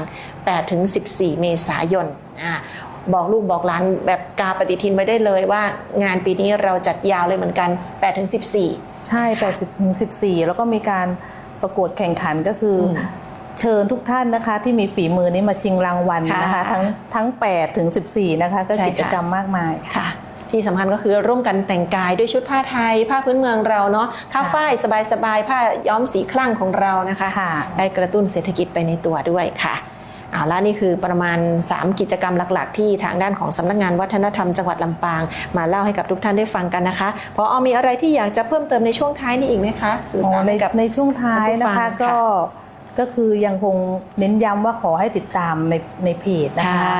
แล้วก็กดไลค์กดแชร์กันด้วยนะคะให้ดังกันไปทั่วประเทศนะคะแล้วก็สุดท้ายเนี่ยทางสำนักงานวัฒนธรรมก็ต้องขอบคุณนะคะทาง สวทนะคะ ค่ะ ที่ได้เชิญมาในวันนี้ค่ะ ค่ะขอบพระคุณมากค่ะผอค่ะท่านผอกลุ่มกิจการพิเศษสำนักงานวัฒนธรรมจังหวัดลำปางผอรัตนาสันตกิจนะคะ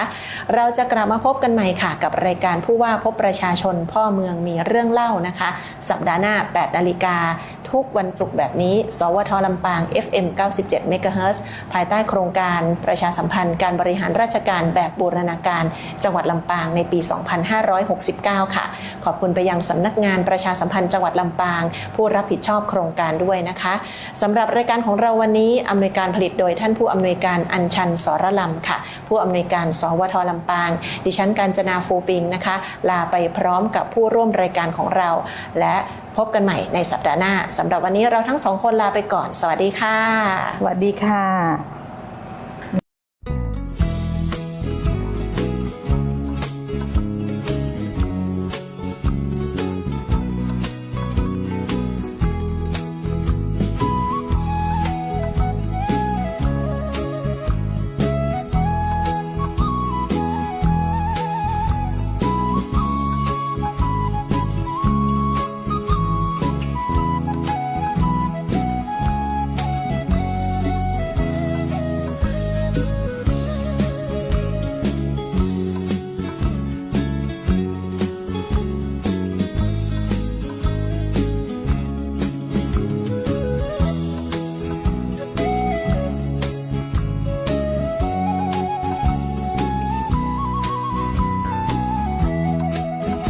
สงครามตะวันออกกลางยากคือหลายอย่างต้องมาเปลี่ยนไป น้ำมันซื้อขายบ่ได้กระทบถึงไทยแบบบ่ได้ตั้งตัวมีเงินแต่หาซื้อยากต้องมาลำบากกันทุกครอบครัววิกฤตติดขัดไปทั่วเพราะทุกอาชีพต้องใช้น้ำมัน รัดเข็มขัด ประหยัดพลังงาน plus พลังงานทุกอย่างที่มีจะใช้ทุกทีต้องใจอย่างประหยัดยักกันคือหันชัดๆทั้งราชและรัฐปฏิบัติพร้อมกัน นั่งรถโดยสารประจำทางประหยัดกว่านั่งรถยนต์คนละคัน หลายคนไปต่างเดียวกันหานก้าน้ำมัน นั่งตัวยกันไป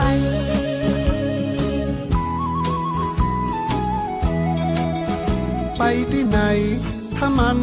บ่รีบลองปั่นรถถีบเอาก็ดีเหมือนกันรถถีบบอกกินน้ำมันแถมตัวเท่านั้นได้ออกกำลังกาย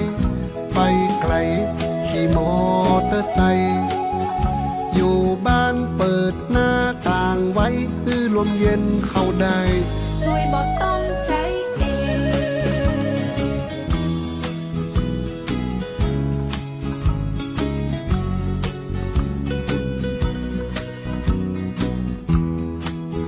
เครื่องสูบน้ำถ้าใจน้ำมัน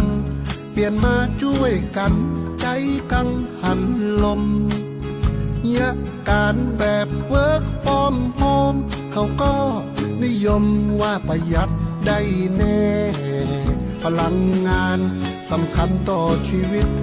เข้ามาช่วยคิดช่วยกันดูแล วิกฤตครั้งนี้จะบ่แย่เฮาต้องช่วยกันแก้ และเจ้าไทยทุกคน ช่วยกันครับ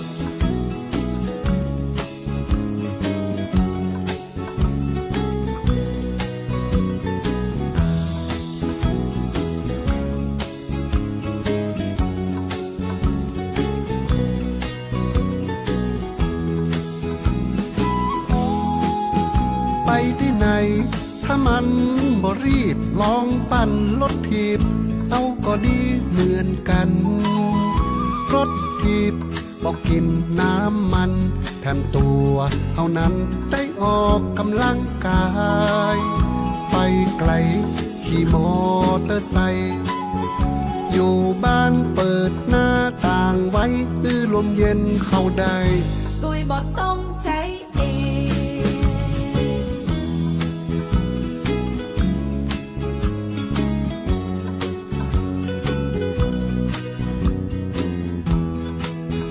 เครื่องสูบน้ำถ้าใจน้ำมัน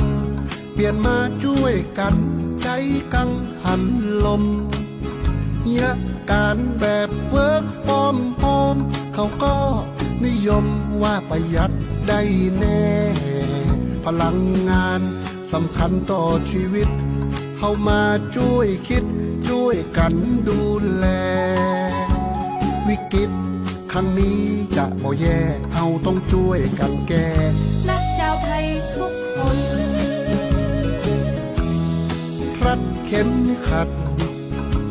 ประหยัดพลังงาน